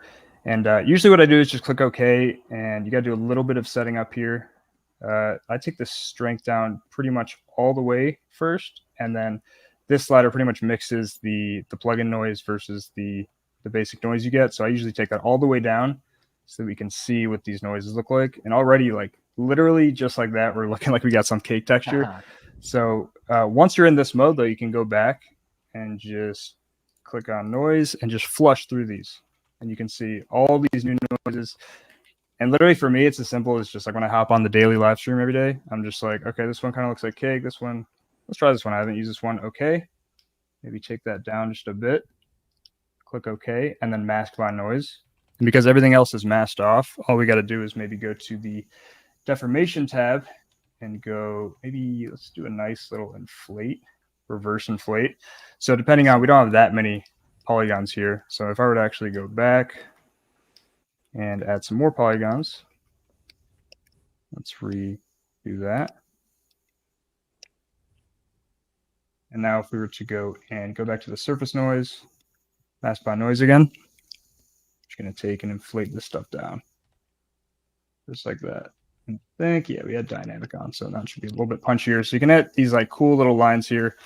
And I also do that a lot of times. People have a tough time with the edges of objects. So an easy thing here is if I just go to mask by feature, I have these saved so I can just be a little bit faster here. It'll take into account the borders or the polygroups or things like that. And it'll just give us a little bit of a mask. And then we can just grow that selection. You can find these later in the masking properties, but let's grow that mask and then invert. And if we go to like surface noise again, let's just drag up another basic noise here. We drag the strength down, maybe take the focal shift. You can see kind of what's going on here. We're getting a little bit of variation on the edges because a lot of times people have a tough time compensating for things being too perfect. So we got something like that, mask by noise. And then maybe just inflating the stuff out a little bit. So you can see like the edges will get a little bit crazier if we want stuff to be a little bit broken off like that. So that's just a lot of times I'll spend a little bit moment in that feature doing that. And I had one more. We had some, I don't know if you guys like In-N-Out Burger, but we got some animal style fries. I know Ian's big. Yeah. You got to like the fries. You know, it looks Oh, a little man, bit come on. Poutine. Yes. 100%. Looks a little poutine. It does. From this angle, it does. And Yeah. I think I've gotten so used to making these things in like a grayscale setting. And just so you can see what this can look, this is actually the one I'm going to be posting tomorrow, I believe, on my Instagram. But this is kind of like the nice. full lit and textured kind of Wow. stuff here. So you can see That's a lot the of the fourth stuff dimension does right turn there. into fourth dimension, just like that. Yeah. Yeah, so it's really nice to be able to layer these things on. I think one of the most important things is, you know, when you're adding stuff like cheese, having it all layered super nicely on top, and you're not just like placing a block of cheese onto like a mesh. It looks like it all folds into each other. And one of my favorite features to use is the none other. Let's say we just got a little batch of fries. Is the MaskPen Tool. So a lot of times I'll go to MaskPen. And let me just make sure the fries are Oh, you know what? selected. But actually, Patrick, it was nice to see you used the V1, 2, 3, 4, 5, 6, 7, 8, eh? Is The who, what, where? did I miss? Did the V1? Did you switch to V1? So you Oh, yes, are you yes, storing? You're yes. storing. Okay. Mm-hmm. This Yeah, is something so maybe pretty much. people aren't aware of. Of That's course, what- that's a good point. Thank you. Yeah. The before I met up with you guys, I put this on V2, which is essentially showing everything in its entirety. And for this part of the demonstration, if I just go to V1, I made sure the ones that I didn't want selected or visible can be hidden. Yeah. So it's really easy to just flush through Nice. instead of having to manually do that stuff. Other than that, this gets really cool in a second. If you just go to like top view or really any view, once you have the MaskPen, you can just start dragging stuff like this. You're like, why am I doing this? This doesn't look like anything. But my favorite part about this is that when you go to a different angle, it keeps like the height baked into. You can see this follows like the curvature and the height of the fries. And because they're on the same subtool, usually what I do is just control tap right there. And it essentially didn't do anything. But once I'm there, once you go to the masking mode, again, this is my custom menu, but you can just go to grow mask and boost mask a bunch, and it'll grow kind of like this selection there. And so you usually don't have to start too crazy. If I just go with something like this and control W or shift F so we can see the polygroups, we turn off the lines. If we do control W, we can see, okay, this was our selection. And what I like to do from there is control shift tap. It's like, all right, that wasn't enough cheese or whatever. So let's control shift X a bunch of times or S to shrink the selection. And I'm like, okay, that looks good. Let's control W there. Those That was a bad coming in. color. Right? Amazing. As long as they're different, you can kind of see what you're doing. And then once you're there, you can just go back in, control tap, which kind of masks them off. And you do a simple subtool extract to accept. And once you're in this mode, let's go to our best friend Dynamesh, of course. Oops, mask must be cleared. Dynamesh. And then we're just going to go maybe inflate all this stuff. Re-Dynamesh. Oh, we got the cheese. We love the cheese. The cheese with the cheese. You got, yeah, exactly. Yeah, so I think all you'd want to do now is if you just go to polish, just like that, and maybe play with the contrast slider is how cheesified or blocky or smooth you'd want that cheese. So that's kind of how I do that stuff, and then maybe layering more noises, inflating, doing things like that. But starting off with those initial settings there. And I think trying to think if I had anything else. Something with the fries I think I was going to show. Come on. No, I think that's it. Yeah, no, I think that's pretty much it. So I think I've just been doing food for so long at this point, and ZBrush every single morning I'm doing. I got the Discord that I'm streaming with, and we usually post the finalized renders every single day on Instagram, and that's how I get a lot of client work. And I didn't realize there was an industry for food until I started doing this. I started getting hitting up by a ton of corporations and snack companies, fast food companies, and it's been great. But I could not do any of it without ZBrush, straight up. So I appreciate you guys. Of course. I'd love to see his kitchen.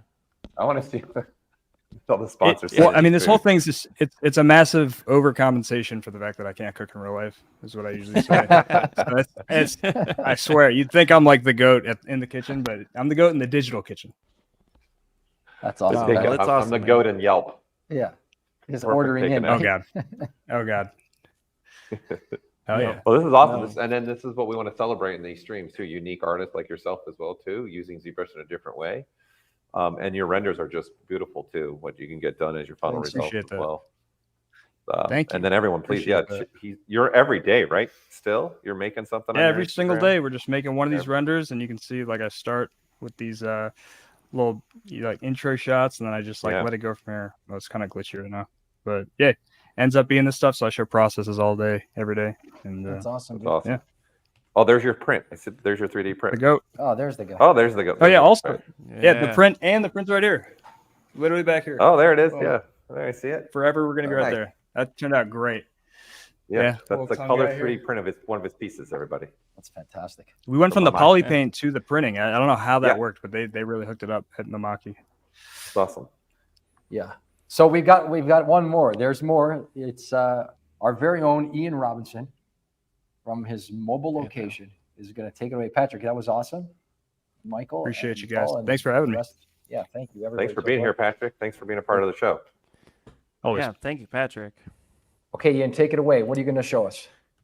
All right, all right. Well, I got a few things. So, you know, unfortunately, we're going to have to wrap up at some point in time. So I have a lot of things I wanted to showcase. And so we're going to go through. And first and foremost, I really wanted to showcase one of the older models that I started playing Proxy Pose with. This was a feature that really changed the way I approach any of my models, especially since a lot of my models have recently been starting to become animated. Like this raptor is actually going to be on our series VFX and Chill. And it's really cool to see your projects come to life. Well, I'm also a big component of 3D printing. And just really quickly, we've been talking about the knife curve for some time, right? And especially pressing and holding spacebar and seeing that split to parts. So I'm also going to add polygroups onto that for a second. So let's just imagine real fast, I want to 3D print this guy because I do that quite a lot, right? And before, in the past, in order to get a really nice clean cut, you know, maybe we'd want to do like some sort of separation. So maybe I'll hide my lines here. And we would want to like utilize polygroups to our advantage. So I'll take like the mass lasso, I'll come in here and I'll say, okay, this might be a section that I'll do Control W, get another 3D print, isolate this, you know, another piece for my 3D print, come in, isolate this, et cetera, right? And this is one approach to do it. However, this is quite tedious and over time can be quite the process. And I'm always thinking about how I can get things on the printer faster. And so, you know, if you're familiar with 3D printing, then you might be familiar with what this little guy is. This is our typical tapered key that we use a lot for key cuts. So going back to thinking of how I can use the knife brush a little bit differently, I immediately thought, well, there's always variation, especially like if I go to use live Boolean, which is a way I've been using key cuts for some time, and I'll just quickly demonstrate what that looks like. If I were to just grab a simple plane like this, throw on my lines, and I come in here real fast and I reconstruct this. Yeah, it's probably a little too much. There we go. I'll turn on Symmetry. I'll use my Z modeler, right? And I'm going to just quickly make an internal key, say something like this, and we'll just extrude this out.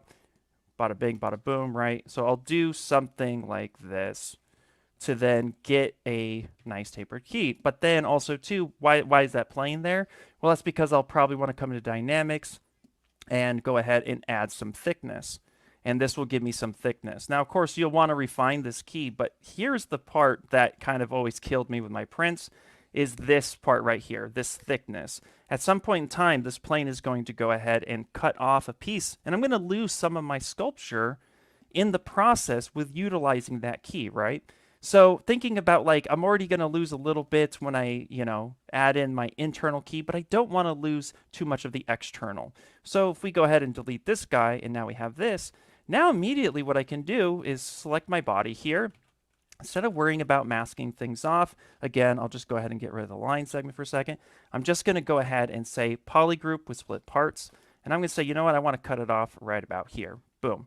And what's cool about this, like we've already pointed out, is not only does it cut that piece, but it also welds that piece for me. So now I can quickly come in here and say, you know what, this is now where I want to cut this piece here. That part was just masked because we always mask that section off. So let's clear the mask, right? Come through. Maybe I want to cut the wrist a little bit. I now get to come in and it's doing a lot of that work for me. Let's actually cut that shadow the other way, keeping our selections. And so now I can immediately get the head separated differently, the wrists are separated. This now just allows me to have a little bit more freedom in separating these pieces out really, really quickly. Now you might be saying, Ian, you see some holes right there? Well, that's because even when we separate that piece originally, we're adding a different polygroup. So if I were to go auto groups, you'll see that is actually pretty solid. And if I come through here, you can see all these pieces are nice and solid. They have that piece. So now what this affords me is the ability to grab my nice little key piece right here, scale this on down, and figuring out exactly how that key is going to fit. And this just makes me speed this workflow up a lot better. So this is something that I've been playing with when it comes to the knife brush in order to get a little bit more of what I would want quickly. And then I would finish up, weld the keys I want together, and then apply those cuts using light boolean at the end. So this is definitely an approach that you can take to kind of speed up that key cut process. And it's also just quite nice too, because now I can actually come in here, turn on transparency, right? And select that key once more. So if I can select this key, now I can actually also see the internals, that external model. So it's really super beneficial in a way that I've been using the knife brush new feature a lot. Moving on to that. Yeah, huge time saver, right? So now moving on to that, I'm going to Control Z up just a little bit, because the reason why I built this Raptor the very first time was actually to showcase Proxy Pose. And you'll notice that my keys are quite dense, right? Like this is, I mean, this model is like, it's about 2.6 million. And, you know, I was the guy who didn't have subdivisions, or maybe it's in Dynamesh, or maybe I tessellated it. Oh, you're one of those. Yeah, you know it. So now I want to pose them. Well, you know, maybe I'm not 100% sold on ZBrush at the moment, or I want to just play with a few things and not lose any details. You know, because again, when you go to optimize your mesh, that takes time. I am wanting to see instant results right now. So I want to know what this is going to look like when I pose it. So I'm going to come over here and I'm going to go under Geometry, Proxy Pose. And what we'll do is we'll turn that wireframe on. Look how beautiful that is. And I'm going to sit here now, and I'm not even going to turn on the Proxy Pose itself. I'm just going to immediately start grabbing the slider. And you can see here now that we're getting a nice proxy cage that is going to reduce the mesh by a percentage. And I have found that around, you know, 1-2% reduction is actually quite nice. Again, remember, this model is already, you know, about 2.6 million. And if you look up here right at the top, if I go ahead and hit Shift M, which is a golden feature for me, if you don't use Shift M to see what's going on, that magnifying glass is solid. So you see here, I now reduced that 2.5 to 25,000 active points. So this affords me now the ability to combine features, which is how we actually want everyone to kind of look at things. So what is a feature that just came out that's really awesome? Anchors. And this is something that I super love. So beforehand, when I would go posing, I would come here, maybe mask this off, soften it up, say, okay, yeah, that's pretty cool. Or a little trick you may not know is if you zoom all the way out here and you do a mask, say something like that, and hit F to zoom in, you'll see that I actually gave me a nice fall off automatically. Well, instead of doing this process now, the new anchor brush allows me to add 2 points of contact, and I don't have to worry about masking that section off. And I can step down and start making new changes. And I can zoom over here and say, you know what, let's move this. Now, I just hit a new point there, so I want to make sure I grab that point nice and perfect. And immediately I can come in, hit F on the keyboard, and I can start making these pose changes. I can grab this point and this point, again, start bringing this up, and I can get some weird fall off. I can also really touch between those joints to get a sharper fall off, which is really nice. So I can just hit these points, and this allows me to step down. Now, of course, I'm leaving behind the claws, but the point of this is kind of showcase how you can utilize these features as best as possible. Let's go ahead and just say, let's say we're done with that nice little tail movement. And don't forget, actually, we can scale up and down the tail itself if we wanted to, or we can even do an inflate. We can actually have a lot more control. We can even twist this a little bit if we would want. So we can grab here, start to twist this. Again, getting a little bit more expression and detail in that tail.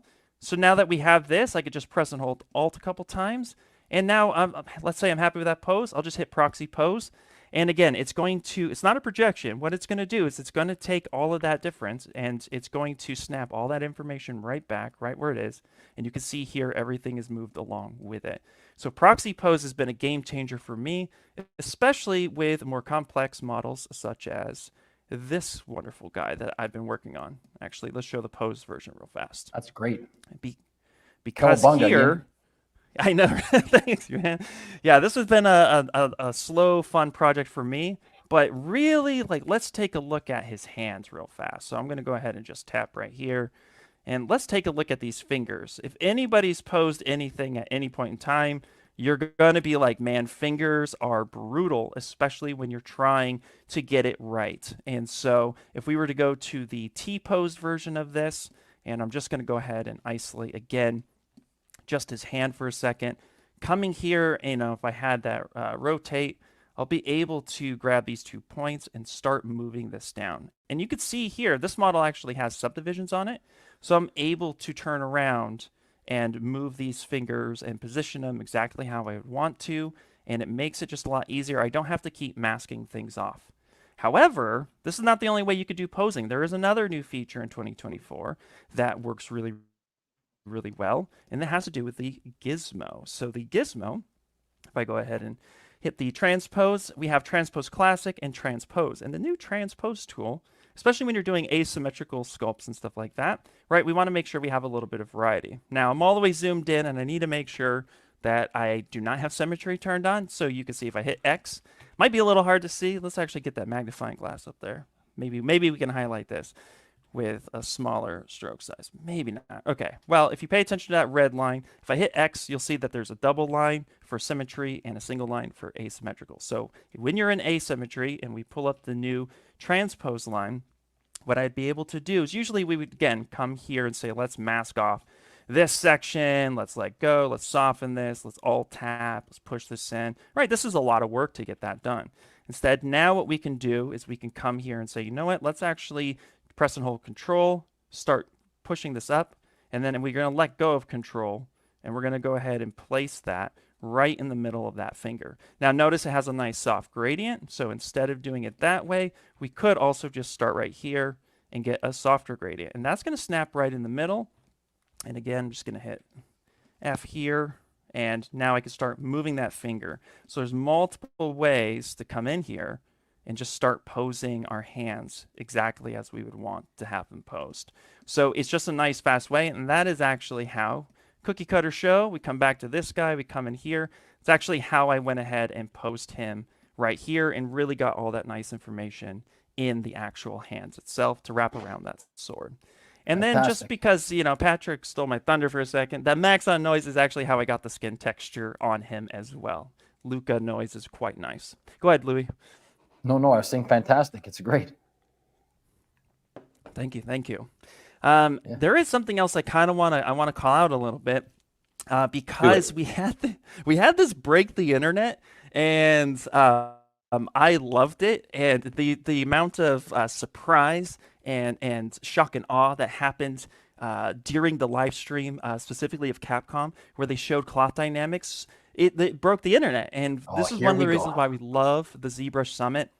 Is because just the power of what we've brought into ZBrush, even just years prior. Like when I was a noob and just coming in here and trying to play with stuff, you're always trying to find new and expressive ways for your work. And cloth dynamics is something I want to remind people of quite nicely, especially when we're looking at something like this bandana. Right now I use the anchor brush for this, and I got some nice movement. I came in here and I said, yeah, let's flow this like this. Let's push this up.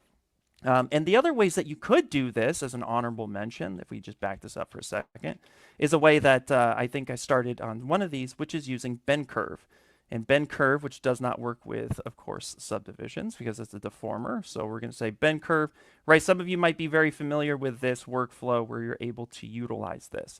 And so again, this is just another solution for you in your experimentation of finding your creations come to life. Well, again, dynamics is no slouch when it comes to the ability to bring your characters to life. And real quick, again, right up here at the very top in dynamics. So even if you're not in 2023 or even 2024, if you're in at least 2022, you have this. And it's right here, the ability to come in here and actually manipulate. So if I just do a collision volume check real quick and just have this nice bandana, say I'm going to want to have this effect, and I just go ahead and hit run. Boom, right? It's falling, and then it hits the ground, and he lost a piece of his bandana. And that's no fun. So I'm going to go ahead battle. and... It was, right? So shredded. now, woo, actually. Ouchie. So 1 second real quick. I pushed the limit. So I was working with a 59 million polygon model. Let me just load that up real quick. It just popped on me. But I nonetheless, like that dynamics is going to be Velasquez really, really top fun. row.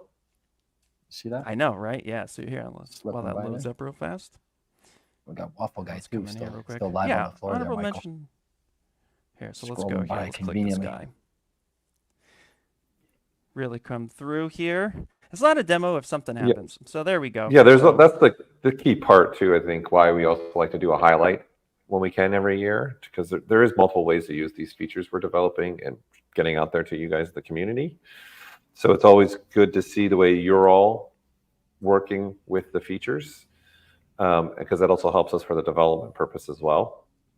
When we're trying to think of new features or new things to continue 100%. expanding Yeah. what we're doing. So again, we can't thank you enough for sharing your images as well and being a part of ZBrush Central.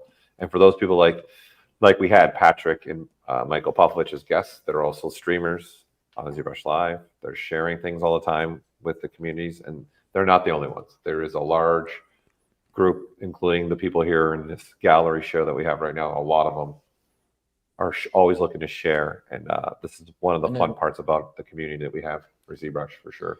And we see things that it reframes the way that we might approach like new features. Like you said, that's the biggest deal. I think that's the biggest feedback loop. Yeah. Got the waffle right behind me. You Yep. can't escape the Right, waffle. It came up No, you in can't. Ian's Michael, computer it's right too. The waffle's It's, ever. it's All right, clearly my screen's lunchtime on the back West Coast. up. Take it away, Ian. All right, let's bring my screen back up for just a second. Boom. Okay, cool. So again, we have the dynamic system. Just for a little fun call out here too. Boom, 65 million. So when you start getting those high-end models and stuff like that, you risk it for a biscuit, and sometimes you break some stuff. But here, nonetheless, so if I want to add a little bit of expression to this, I can come through here and add collision volume to this, and then once that collision volume kicks in, and it recognizes my scene here, as we saw, we could already do the gravity and it drops to the ground, but also too, I can come through here and say, let's mask off this fun area here. Let's soften up that mask, right? And now I only want the stuff that is not affected, or that's not masked, to be affected. So here I could say, all right, this is where I'm going to go ahead and hit that run simulation and bring a little bit more realism to it. And you can see all those wrinkles starting to form in. Now, of course, the wrinkles itself are starting to collide on itself, where we have self-collision that will happen. Since I'm working with double-sided geometry, and that's bound to happen, you're going to want to just go ahead and turn up self-collision. And we're not really going to hit the floor ever, so I'll turn that off. And again, it'll come through and start giving those wrinkles. But wait, Ian. there's more. 1 second, Sorry, Louie. One no, second. real quick. We have a transpose cloth here, which allows us now to actually just control that. And we can get all these cool wrinkles coming in, scaling it up and down, right? We can really start getting some nice flow to this, and we could play around. So obviously, slight quick demo here, but really just want to showcase that this is actually how Capcom chose to utilize for their characters during the Street Fighter demonstration. And it was so awesome to see such a, now a few years old feature really coming back with a resurgence. So I wanted to slightly remind people that feature is here and here to stay. Go ahead, Louie. No, I was going to, in context, you were talking about collision, and I was going to draw attention to people's knowledge of the masking. We can have backface masking is some similar kind of opportunity there. So it's not gonna Absolutely, collide. yeah. But Yeah, that's brush, auto masking, backface mask. Some Yeah. people might be, this is actually, and thank you, Louie, for bringing that up, actually, because sometimes, too, you might run into a thing where, you might think, this is too thin, and I need to thicken this up. And the solution you might think of is, okay, polygroup that out and then thicken it up by deleting the backside and then re-extruding it. Yeah, reality is just grab your move brush, come up to brush, auto mask, backface, make a big mask, and boom, you could pull that sucker out. There you go. And you can thicken that up. And this is exactly how you would go through this is how I go through exactly when I'm like, oh, okay, that one piece I was 3D printing is just a little too thin. I don't want to lose or rework that piece. So this is exactly how I get those thicker pieces to ensure that there is the proper amount of wall thickness for my 3D printing. That's perfect. I'm glad I threw that at you, because we would have forgotten to mention it, and it makes it look really nice. Yep. You know, And then last, oh, go ahead. Yeah, go. No, go ahead. Okay. No, Ian, last go. but No, that's what I mean. last but not least, the biggest change that happened in 2023, in my opinion, came at the very beginning because it provided a brand new workflow, and that is Redshift inside of ZBrush. For years, people have asked, like, can a render engine be side in ZBrush? And we said, sure, absolutely, let's give that to you. And so we actually had the ability to do that. Now, I don't want to reopen my project and stuff, so I just want to show just really quickly the power of Redshift and ZBrush. Let me use my mouse for this to just double click on this image, bring this up. This is my 65 million poly model that I rendered in just a few minutes inside of ZBrush.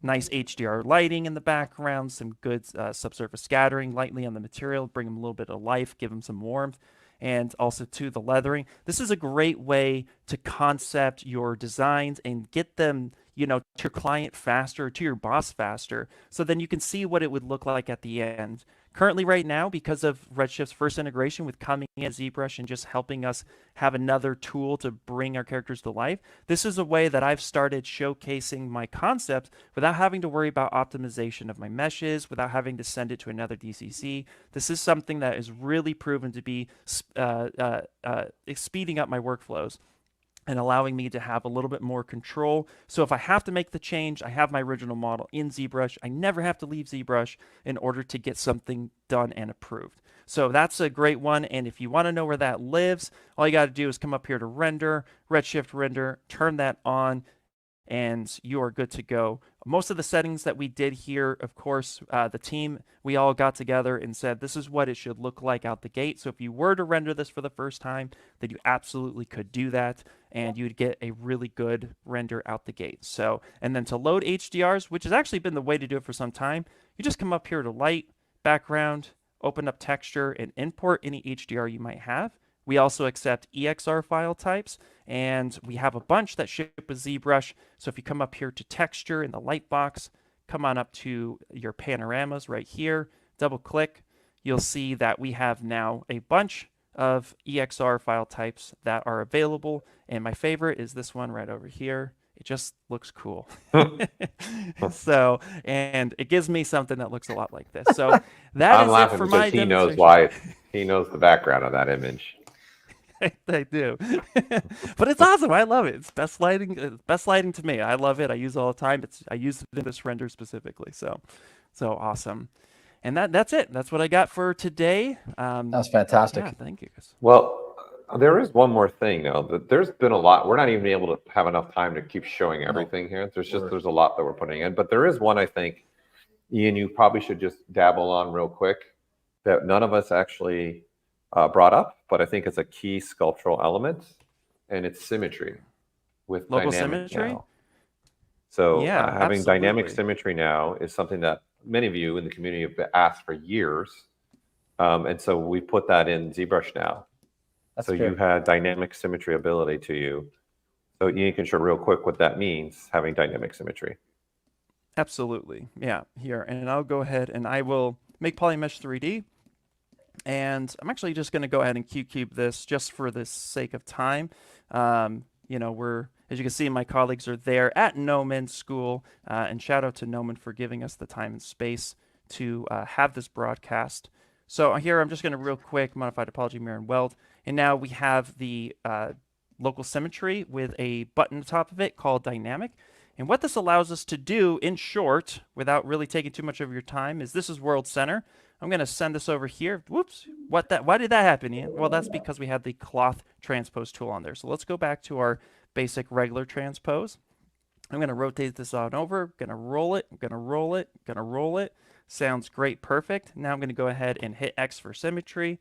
I will bring up my Z modeler tool. I'm going to go ahead and tap here, Q mesh, everything that's affected. Bada bing, bada boom. Here it is. And so I'm able to keep symmetry on no matter the position here. Now, something that I do want to call out when using this feature is that because it's now rotated all over the place, a really good start, and so an honorable nod to this one as well, is the fact that Stager's been around for some time. So under Geometry, Stager, set your home stage.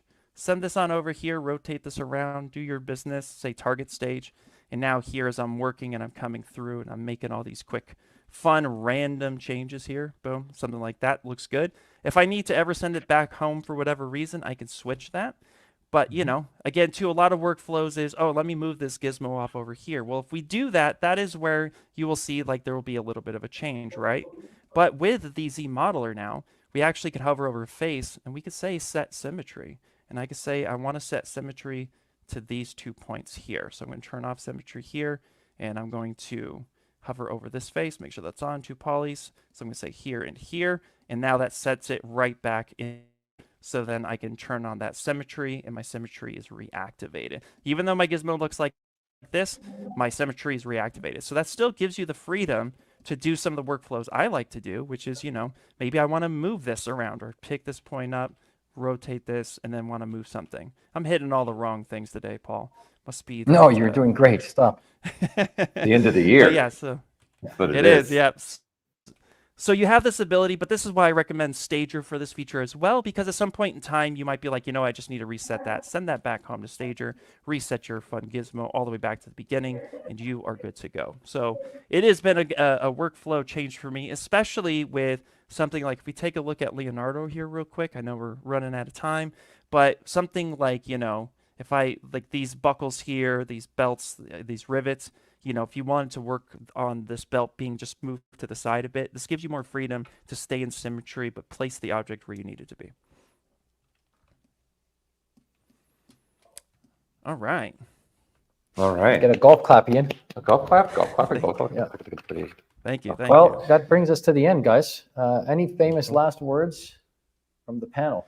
Well, here, let's quickly just bring on our last 2 guests and say a final thank do. you to them. So I'm going to go ahead and bring on Michael, and let's bring on Patrick. Guys, thank you so much for being here. For the whole long haul, too. Yeah, the whole long haul. Michael Pavlovich, any last words as we close out the year 2023? No, I'm looking forward to relaxing, but I know you guys are going to throw more stuff my way, so I'm ready for it. It's coming. It's coming. Okay, good. Patrick in the 4th dimension on the East Coast from a loft somewhere in New York. Any last words? My last words. I'm blessed to be in the presence of the goat Pavlovich here. So and I'll try to make sure by the time Christmas comes down, you guys are gonna have a lot of Christmas stuff to keep you hungry, because I know you guys are gonna be dying to eat. Other than that, I'm glad to do some work here. So From the 4th dimension, Ian Robinson on the Fourth mobile dimension. location. Yeah. Any last Thank you words guys. for 23? Just keep on creating, keep on sculpting. You know, without the community, without you guys using your tools every single day, you know, it wouldn't be as fun. So definitely, you know, keep creating, keep finding, you know, your inspirations, and never be afraid to ask questions. You guys can usually catch me on Wednesdays from 10 to noon Pacific Standard Time, where I live stream, and like Pavlovich, I hope somebody comes and asks a question, and usually we get quite a bit. So it's fun to keep that up. So more of that to come in 2024. So thank you guys. Okay, and over to the big man himself, Paul Gaboury. Any last words before we go off into the sunset? Yeah, I would say keep creating, keep moving forward. Don't be afraid to experiment. That's what we're all about, right? And that's some of the features. That's what it opens up for us. And I can't thank enough. I'm going on year 17 for me doing this. And just every year, there's just amazing artwork that I'm just like blown away by what you all are doing. And all I can ask is please keep sharing, keep being there for support for everybody else, and being part of that community and growing it, and thinking about all the next run of artists coming through. And can't say enough for what people like Patrick and Shane Olson and Michael Pavlovich and so many other, Ashley Adams, so many other artists of the world that just constantly keep giving to the community. This is one of the big pushes for us in our offices, is just seeing what you all do. So thank you. A big motivator. Yeah. Yeah. Okay, so on behalf of everybody here, on behalf of the entire community, I'm Louie Tucci, and I would say stay courageous and be bold. We'll see you all again soon. Thanks for watching. Cheers. Cheers. Happy holidays.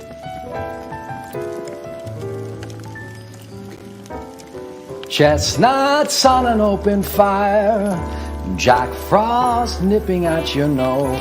Hiya, sport. Be sure to join myself and other members of the ZBrush team as we conclude 2023 with a year-end retrospective you won't want to miss, highlighting some of the great fun and zany good times we've had throughout the year.